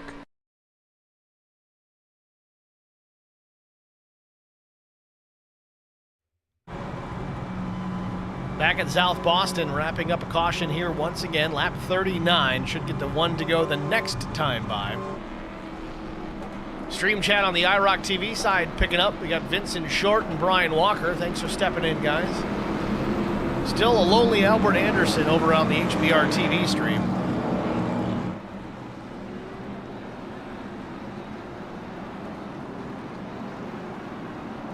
Pace car at the stripe here. Lap 40 will go up on the board. Lights go out, so we should be racing once again the next time around. Almost a third of the way through this one.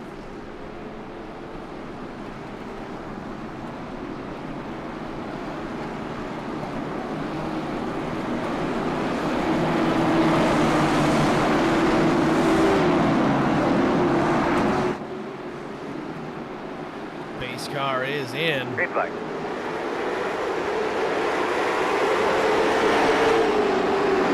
Ryan McCann timed his restart very well. Stays right in the tire tracks of James Pileski into turn number 3. Pileski with the lead. McCann a car length maybe off the back bumper, but a battle for the third spot between Newt Quick and Jason Nalgis shaping up once again. Nalgis, the number 88 machine up top. The 4 of Quick on the bottom. The exit turn number 2. Nalgis might be clear, and he is. You can pull it down to the bottom, and he does. He's got the position. Move Nalgis up to third, but the caution's out again. Stuff, guys. You're forward. They're going to drop down some oil dry here, I'm sure. Well, let's get a look at it. Garrett Johnston, I think, was part of this.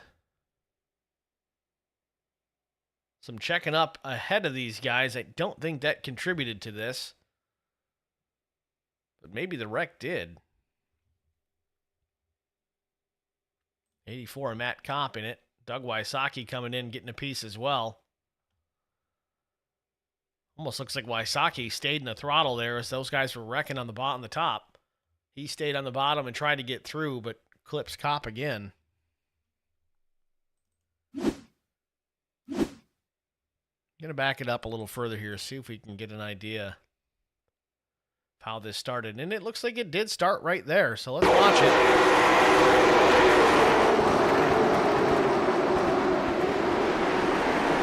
A little bit of contact, Chris Wally and William Tyndall. Slowed the 84, and then everything else is chain reaction.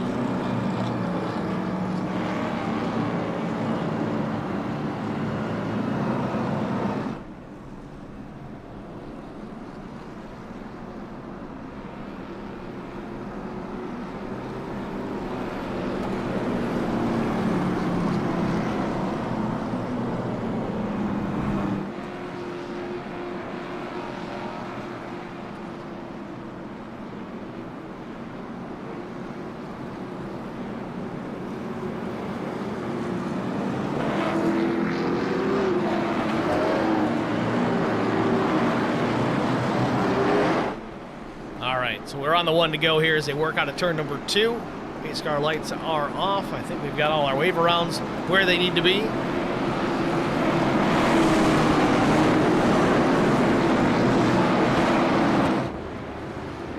Pace car is in. Green flag. Green flag in the air.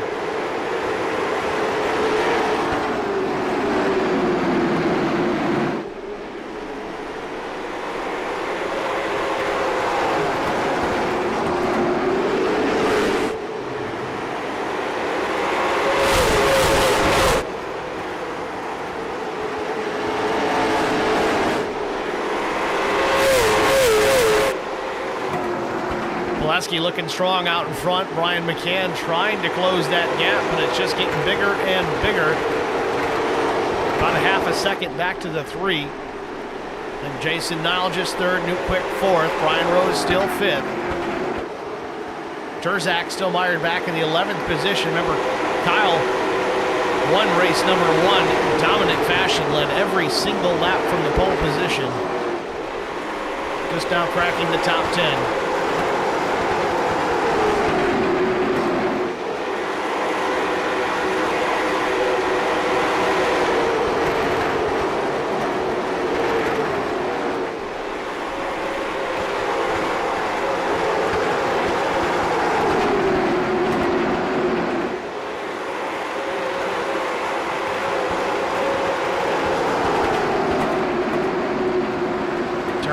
Really trying to rack the bottom of the left side of that number 51 machine. It does help it rotate.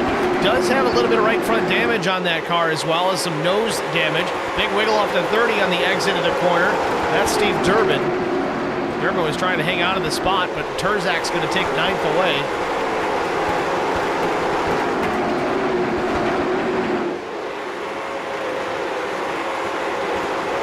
Schofield gets a piece of the wall on the exit of the corner. He continues on, still sticks around to the outside of Kevin McCann. McCann takes the position away. Brandon Mefford having a better run here tonight. He's alongside of Schofield as well, trying to attack and get that position for himself. Alongside, through turns 1 and 2, Mefford with the nose on exit. Might have him clear the exit of 4 here. Power down, Schofield hanging on his right rear. Not enough.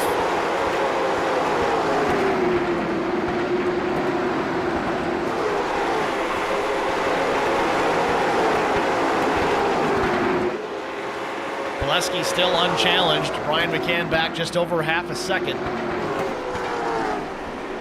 Those two starting to get some daylight between themselves and the rest of the field. Jason Nile, just to be specific. Jason still running in 3rd. Brian Rose real loose in the middle of the corner. He saves it though. Still trying to save it. The 46 goes around to the front stretch. Chris Mefford around here just before start finish. Puts us under caution once again.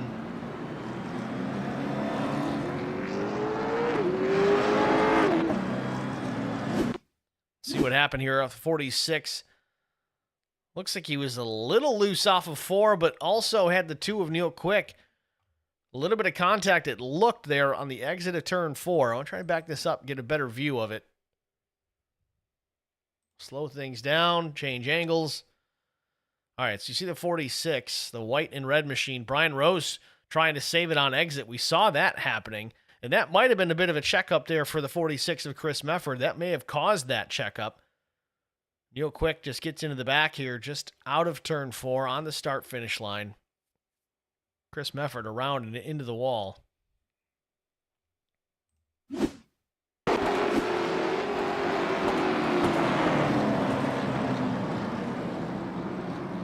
Vincent Short says he left for about 30 minutes and they only got 12 laps in. Well, we haven't even surpassed 30 minutes in the race yet, and we're at lap 61. Vince, you got to check your math, buddy. This is the second race of the night.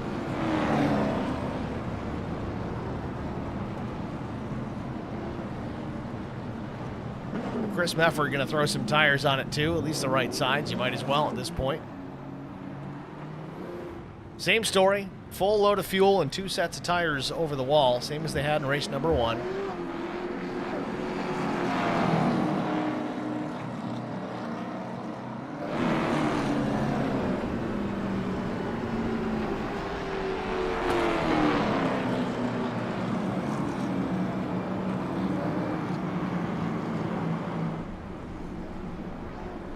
So we're just past halfway at South Boston, race number 2.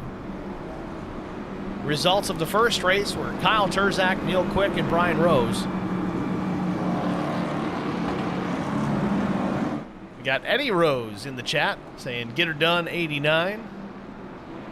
Yeah, Brian was top 3 finisher, race number 1. This time, it's interesting. Race number 1, it had its share of cautions. I would not have called it a wreck fest by any means, but usually if you got a race that's a little aggressive and a little rough around the edges, usually race 2 is a lot cleaner. It seems to be kind of the opposite tonight. Race 2, a little more action-packed as far as that end of it goes. Speaking of action, we're getting ready to go back to the green flag here. Pileski's going to lead them down to start-finish. Brian McCann to the outside. Ready, Green flag in the air. We're back racing.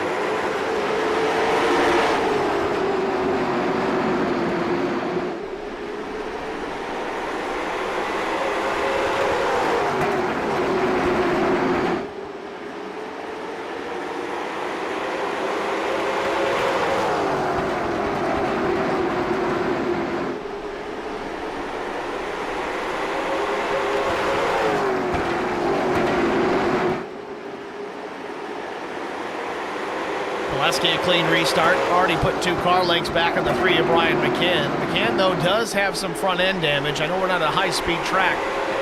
Maybe affecting the handling of that car. The right front hung out in the wind just a bit. These cars are certainly drivable, even with damage. Neil Quick proved that. Runner-up finish in that first race. He had wheel damage for about half of it.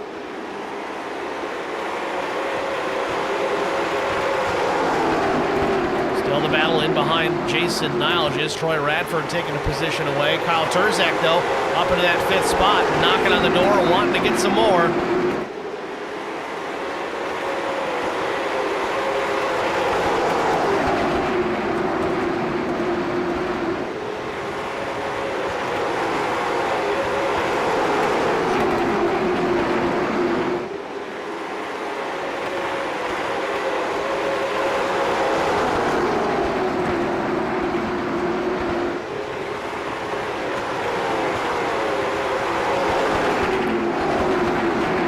In behind Troy Radford. The closer you get to the front, the harder these positions get.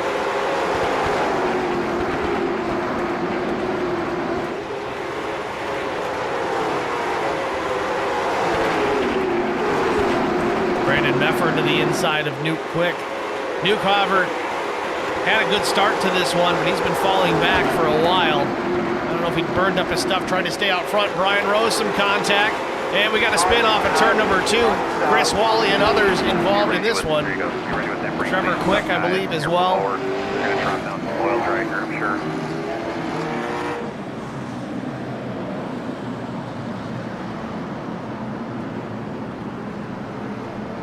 Now let's see what happened. I'll back it up a little further here. I want to watch the Brian Rose machine because it seemed to be that's where it started. Rose chasing the race car. Got the attention of William Tyndall. Tyndall checked up, and again, a chain reaction. That's what happens on these short tracks. Oh, Tyndall slid up, actually got into the 89. Got him crossed up. And then behind, I think Wally may have checked up, and the 5 gets into him. And then chain reaction. Funkhauser drives up underneath the 5, and around they go.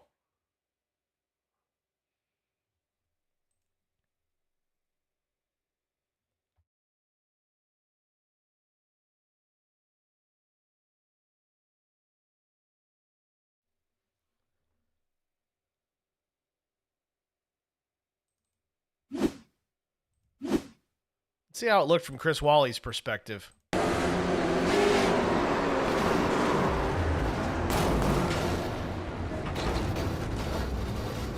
Certainly didn't look like fun.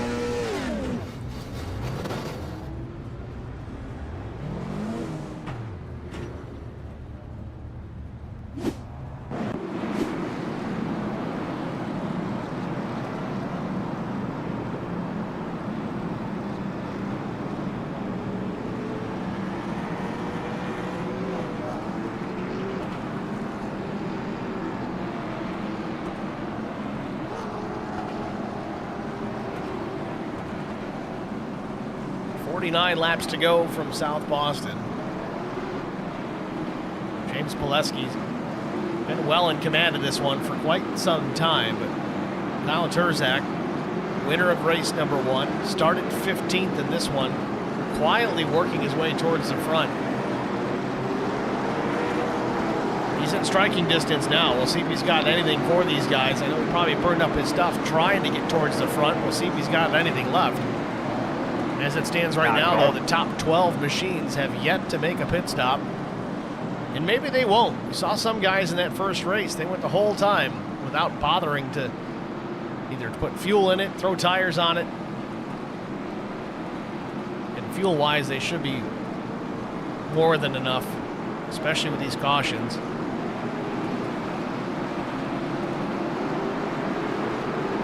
Tire-wise, it's how much track position you want to give up for a little more grip.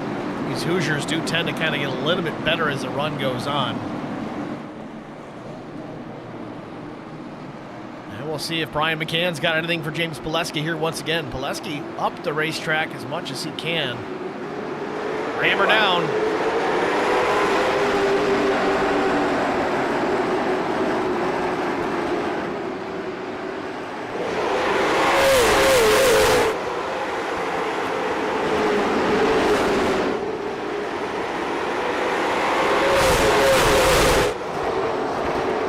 Back with a good restart again. 2.5, 3 car lengths on Brian McCann. McCann 2 to 3 back to Jason Algis and Troy Radford as they battle for the 3rd spot. Then Turzak and Kevin McCann battling for position as well.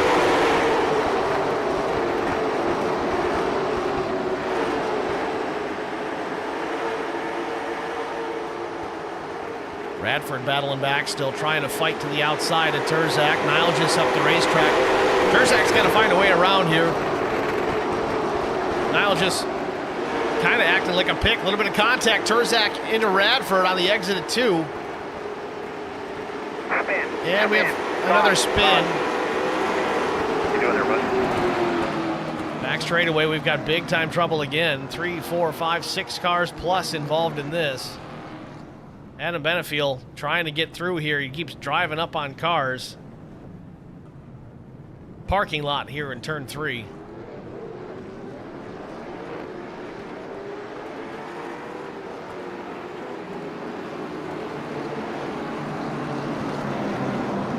Let's see what happened. Starts a little earlier ahead. Doug Wysocki, it looks, yeah, that's where it's going to start. So we'll see if we can watch it from that perspective. Big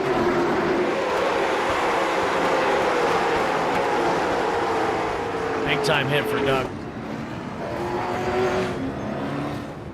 And some of these guys, it just, I don't know if they don't notice that there's a wreck,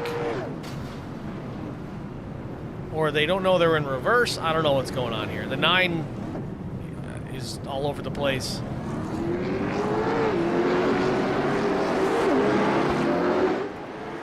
Parking lot. I think that's the word I used a moment ago. Impressively, though, Wysocki's able to drive away from the scene here. Don't see that very often with that hard of a hit. I'm going to watch it from the in-car from Doug. Driver's eye cam.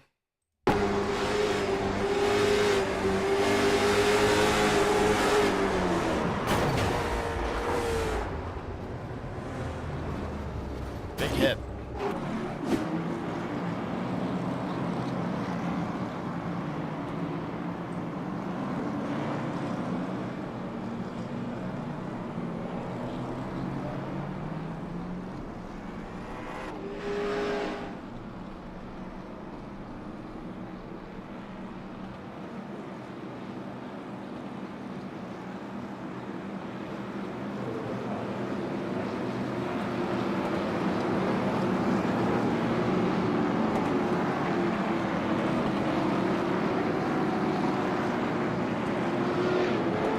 Cars still on the lead lap here at South Boston as we get ready for another restart. It'll be lap 89 when we get the green flag.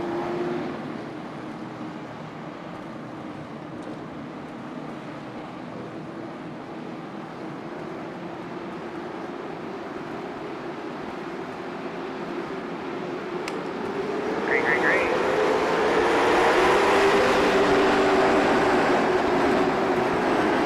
McCann, a little bit better restart this time. Still tucked in behind Pileski.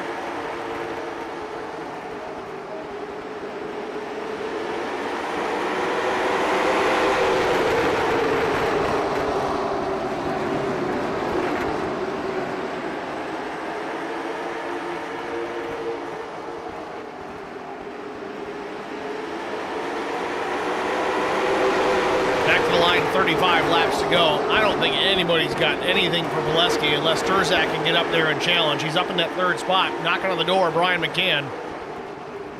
Caution, man. And the caution's out again.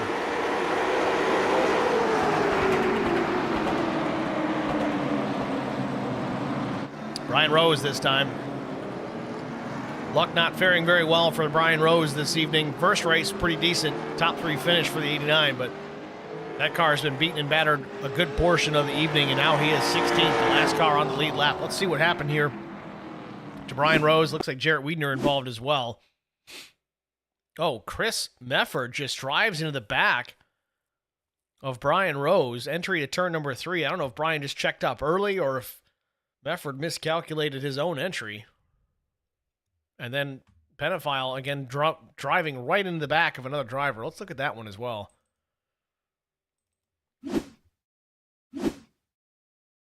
So the 9 is in behind the incident with Mefford and Rose.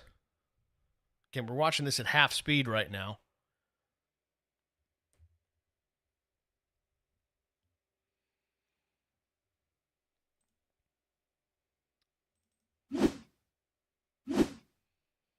On board with the 9. And you can see the yellow lights flashing ahead. Driver's wrecking.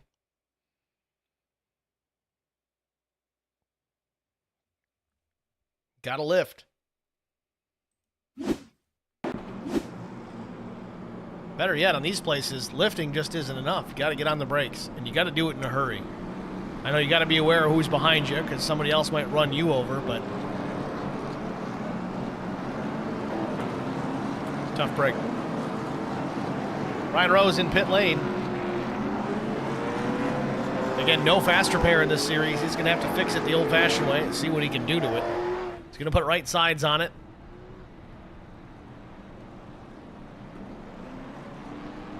It's probably all he's got time for. Drops the jack and goes. Leaders are coming. So it looks like Brian managed to stay on the lead lap here. We'll confirm that here in just a minute. And yes, indeed. He's going to get caught up to the tail end of the field as we get ready for yet another restart from South Boston. Pace car lights are out. 30 laps to go. It'll be 29 to go as we take the green flag.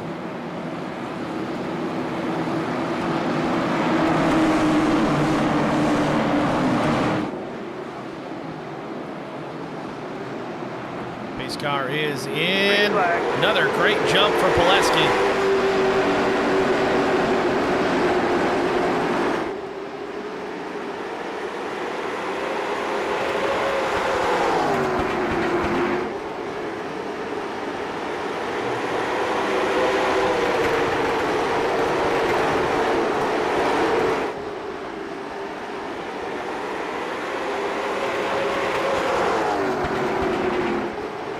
Pileski now about a car length and a half on Brian McCann. But once again, McCann is going to have his hands full. He's got Kyle Turzak right to the back door.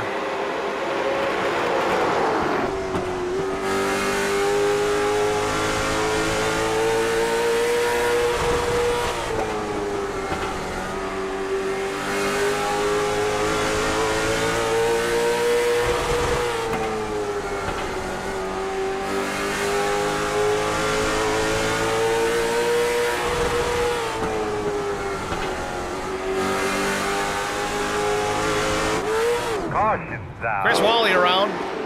Did you hear any static? Like somebody was speeding up on your radio a few minutes ago? Don't know if he had any help there. It shows Jarrett Wiedner and Lent Cook as well. Let's see what happened here to the 51.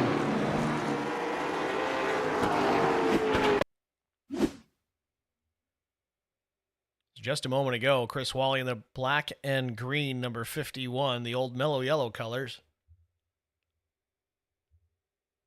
Well, he drives it deep into the corner. Oh, so the 15 catches the 44. And again, more chain reaction. And Brian Rose, he is just a magnet for disaster out there tonight.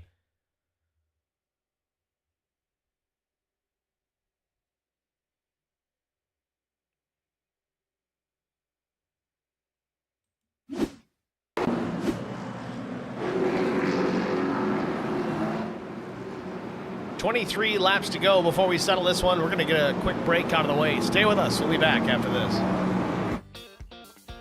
R&R Racewear, your source to all custom racewear apparel needs, and home to iRacing apparel. Check it out today at rnrracewear.com.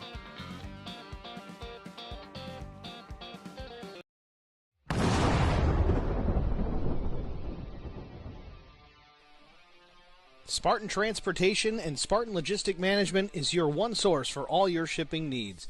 53-foot dry van shipments, auto transport shipments, full-service in-house brokerage, drop lot facilities, just-in-time deliveries to all auto manufacturers, facilities in St. Louis, Missouri, Kansas City, Missouri, and Indianapolis, Indiana. Spartan Logistics LLC, proud sponsor of the IROC Series, Kyle Steffens UMP Modified and Silver Crown Driver, and Gordy Gundaker, World of Outlaws late model. Visit us at spartan-logistics.net or find us on Facebook.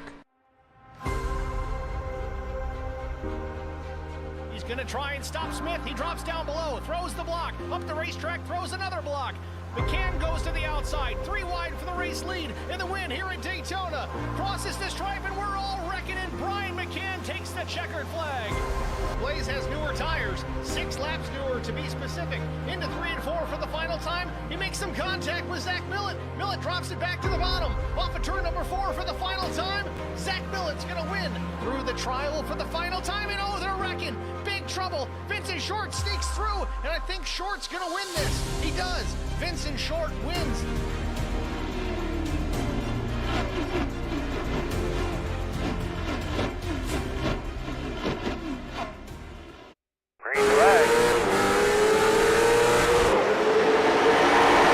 Back in South Boston just in time for the restart. James Pileski ahead of Brian McCann, but Turzak to the inside for second. And we got trouble again. It's all on you, man. It's all on you. You make the call here.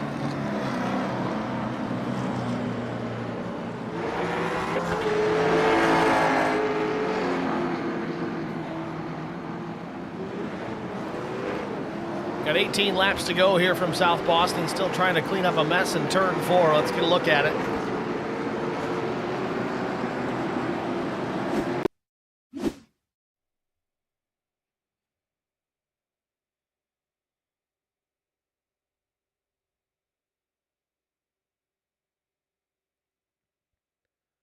Definitely saw the 34 Wysocki go around. Just not sure what triggered it. Oh, it happens up ahead. Funkhauser turning Nuke quick. And here's the stack up after the fact.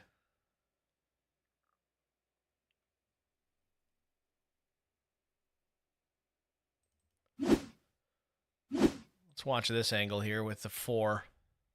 Still started even ahead of these guys. Looked like it was the 62. No, the 88, Jason Nilgis.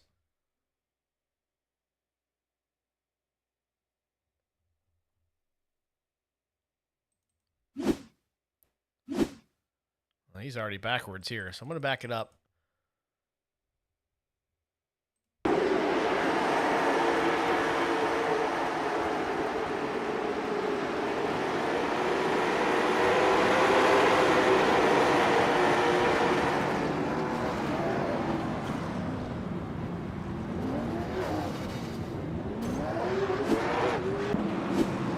More chaos here at South Boston. 15 laps to go.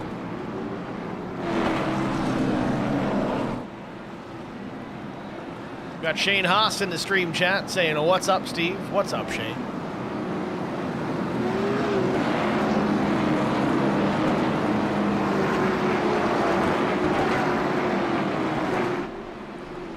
Pace car lights are out. We're going to get the restart with 13 to go. Let's cross our fingers, folks. Let's get this thing to the finish. 13 laps to run it to the end. Pileski and McCann going to lead them down. Then it's Turzak and Mefford. Brandon Mefford having a much better run. Green flag, back out. Restart's getting tighter and tighter, and the caution's already out. Big time wreck here in 1 and 2. Anything like that?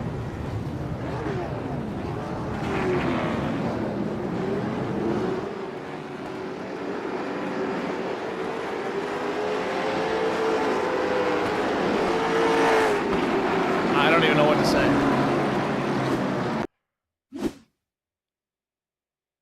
Oh, Kevin McCann starts this one here, gets into the 2 of Quick.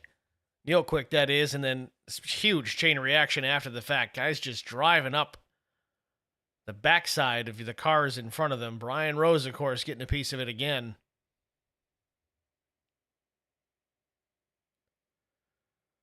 And then the 15 and the 84 just taking Chris Wally for a ride.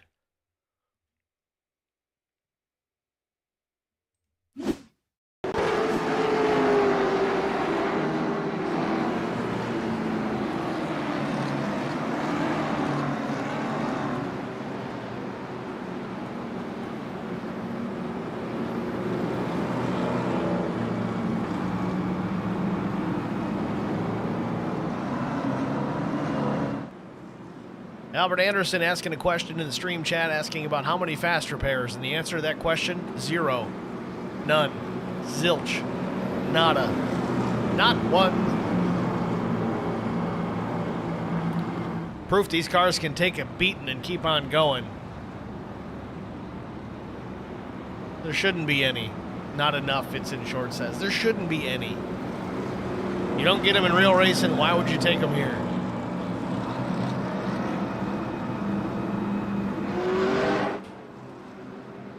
That said, they really do take a beat, and Neil Quick finished this one out the first race in second place. And I think he ran half the race with significant wheel damage. Never got the meatball, but was able to keep on going. Steering wheel definitely wasn't straight, but it was working.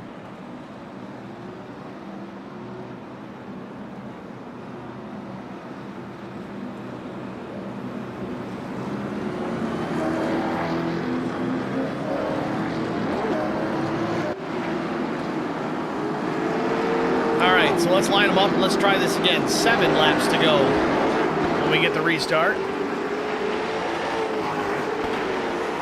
It's going to be Pileski and Brian McCann, and we're going to add an extra lap here. Still trying to get the wave around cars to the back side of the field. It's going to be Pileski, McCann, Turzak, Brandon Mefford, Troy Radford, and Chris Mefford, your top 6. To settle it.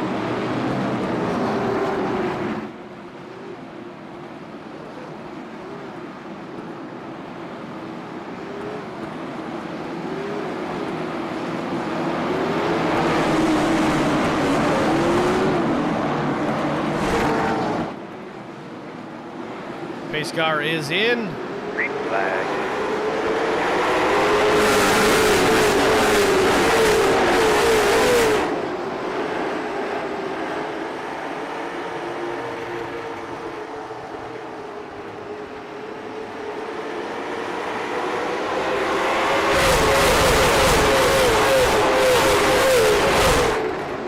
For the lead has gone away. The battle for second still hot and heavy between Brian McCann and Kyle Turzak.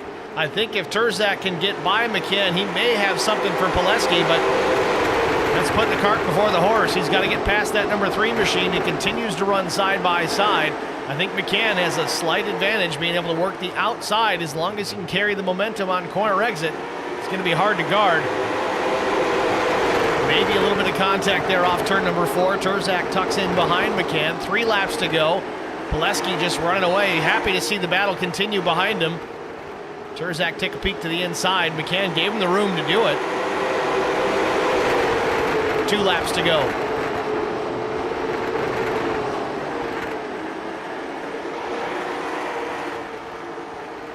Still the battle for second continuing on. Meanwhile, Pileski off turn 4 sees the white flag. Final lap from South Boston. McCann hanging on to that second spot. 2 more corners and he's got it. Final time through 3 and 4. James Pileski puts a cap on the race number 2. He's going to win. Brian McCann's second. Kyle Terzak's third.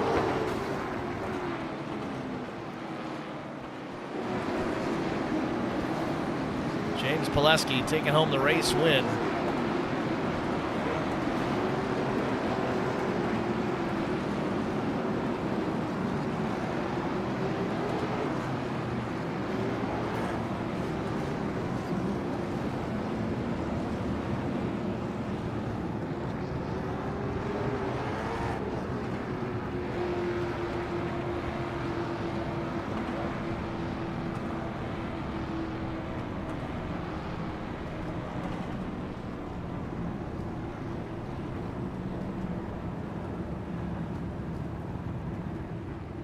More fireworks off turn number 3 as we get ready to step aside here. We'll take another short break, and we'll have James Pileski, Brian McCann, and Kyle Terzak in the booth after this. Stay with us. I met Marco Scarza when we were doing radiothons for St. Jude Children's Research Hospital. We needed sponsors to help us raise money, and he's always the first one to jump in. I would describe Marcos and his team as upstanding, someone you can trust, and he is just a genuine guy. Marcos has been very generous. He has a genuine concern for people. You need somebody that cares about you. And that's what Marcos is, and that's pretty much what this firm is. The Garza Law Firm. Let us help.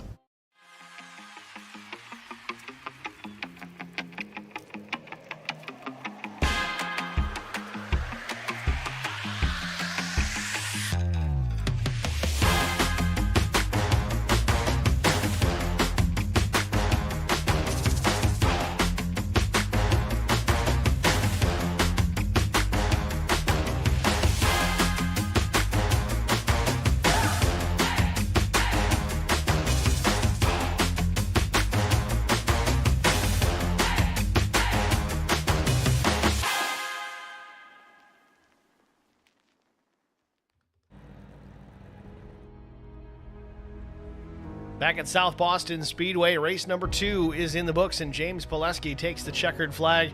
We'll see if we can get him up into the broadcast booth and have a word with our race winner. James Pileski, it's Steve with HBR TV. Got a copy? Hey, buddy. James, congratulations. First and foremost, am I saying your last name right? Yes, it is Pileski. All right, perfect. Well, let's talk about the races tonight. Race 1, a little bit of bad luck, but it kind of worked out in the end as the invert puts you really in a good spot to start this one. 20, 30 laps into this, you take over the race lead and never look back, man. Tell us about strategies that you had coming into tonight, whether it was race 1 or race 2, and what did you change to make things work out better for you in this one? Well, let's not talk about race 1. Hey? Fair enough. I could say some bad things, but I don't want to. So, race 2, I started second. It was, I tried to pass, I forget who it was, for a few laps, but it's like every time I got inside him, the caution would come out, or he was kind of running kind of a defensive line coming off the corner, so it was hard to even get there.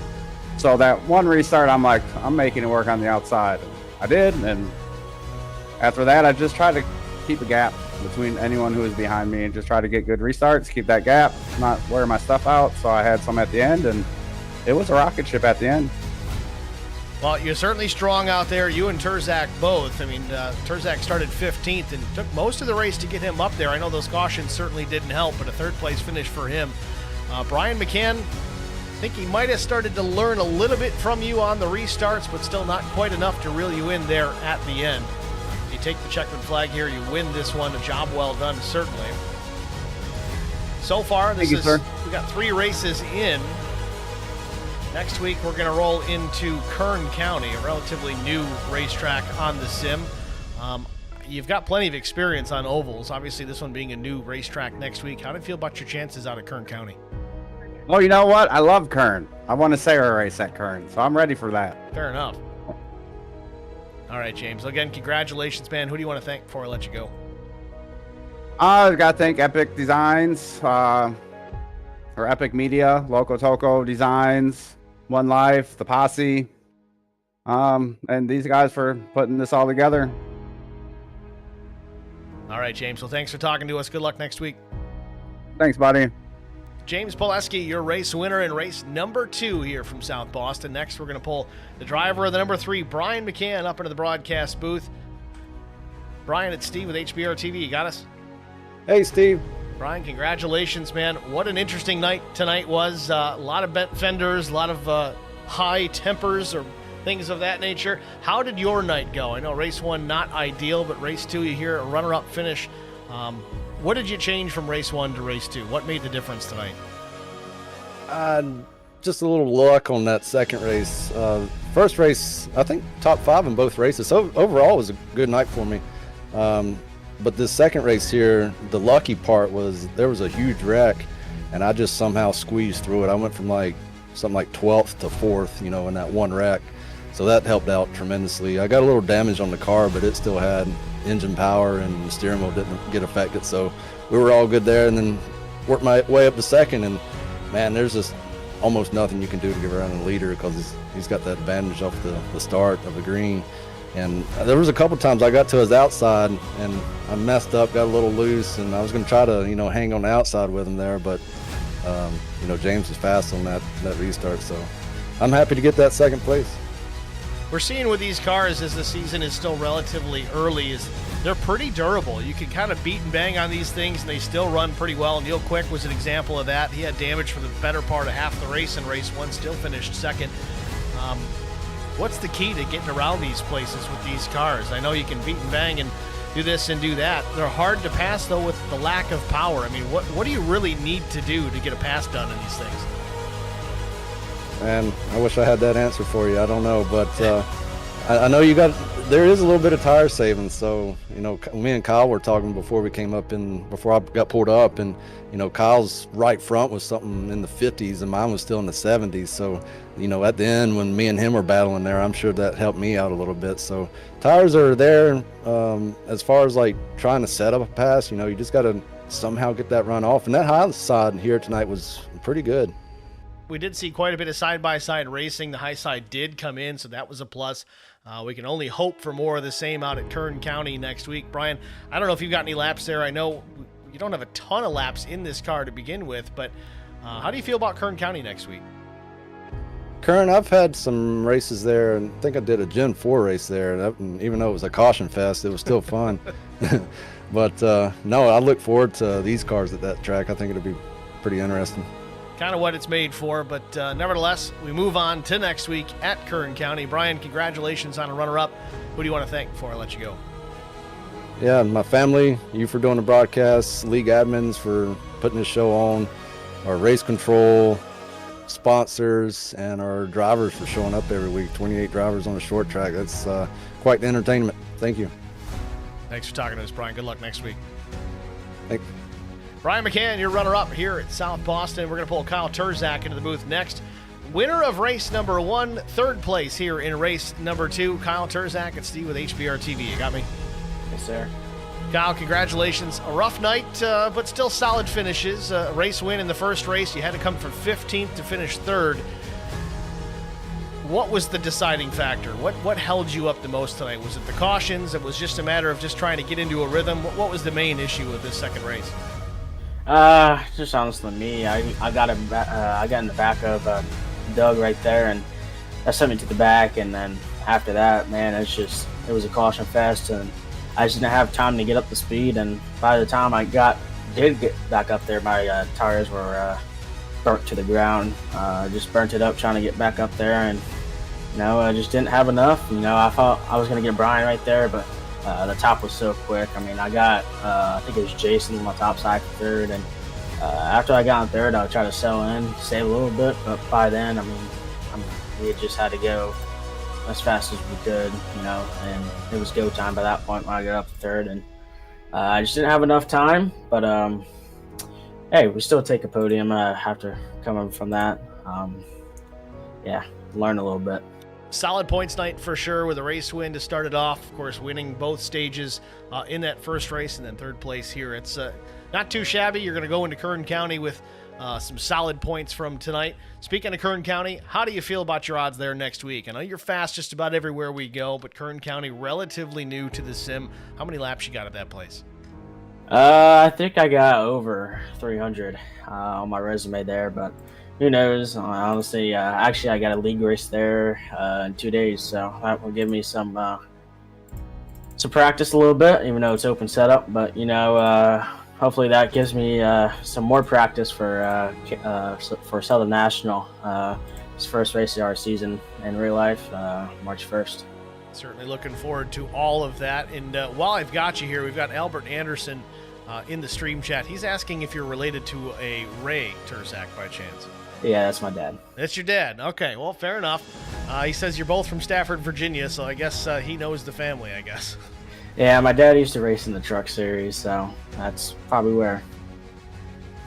Fair enough. All right. Well, Kyle, congratulations again here. A strong night. Who do you want to thank before we let you go? I just want to thank all the league admins and you for broadcasting, all the league sponsors, and Zoom Sub Shop. Once again, they always do everything for me, and I don't know where I would be without them. All right, Kyle. Well, thanks for talking to us, man. Good luck next week. Thank you. It's Kyle Turzak, your third-place finisher here at South Boston. Heading into Kern County next week, Kevin Harvick's Kern County Speedway. It's going to be a fun one. Certainly looking forward to it. Let's take a look at our race results for tonight, though. Of course, we talked to James Pileski, Brian McCann, and Kyle Turzak. Fourth-place finisher was Brandon Mefford. Troy Radford finished in the 5th spot. Chris Mefford came home in position number 6. 7th was Timmy Schofield. Brian Rose was 8th. William Tyndall, 9th. Jason Nalgis was 10th. Steve Durbin was 11th. Kevin McCann, 12th. Josh Funkhauser, 13th. Matt Kopp finished in the 14th position. Chris Wally came back to finish 15th. Neil Quick was 16th. 17th place was Garrett Johnston. 18th was Doug Wysocki. Jarrett Wiedner was 19th. Larry Bruner, 20th. Adam Benefill was 21st. Newt Quick, 22nd. Mike Cook, 23rd. 24th finisher was Joshua Stewart. Trevor Quick, 25th. Zachary Cleek was 26th. 27th went to Todd Cleek, and 28th was Clint Walker. Thank you guys all for tuning in here tonight. It was a long one, I know. 2 races in one night, though. That's a plus. You got that taken care of. The doubleheader, the twin 125s, as you call it. A little bit different from what we all, that there might be veteran NASCAR fans might recall the twin 125s, but 125 lap races, that's a plus here on the short tracks. Going to be more of that throughout the season, kind of hit and miss, peppered in there. It's going to be a blast. But make sure you guys are here next week. Kevin Harvick's Kern County Speedway on the docket, race number 4, because we got 2 and 3 out of the way tonight. I know it's only our second night of broadcasting, but we did 2 races tonight, folks. So keep that in mind. Race number 4 at Kern County next week. Thanks for tuning in here tonight. If you haven't already done so, go ahead and like the stream. Click that thumbs up. It helps push it to a wider audience. It helps us here at the channel. It also helps the league. And remember, we're dual streaming to HBR TV and IROC TV. So like them both. Help those guys out. Help us out.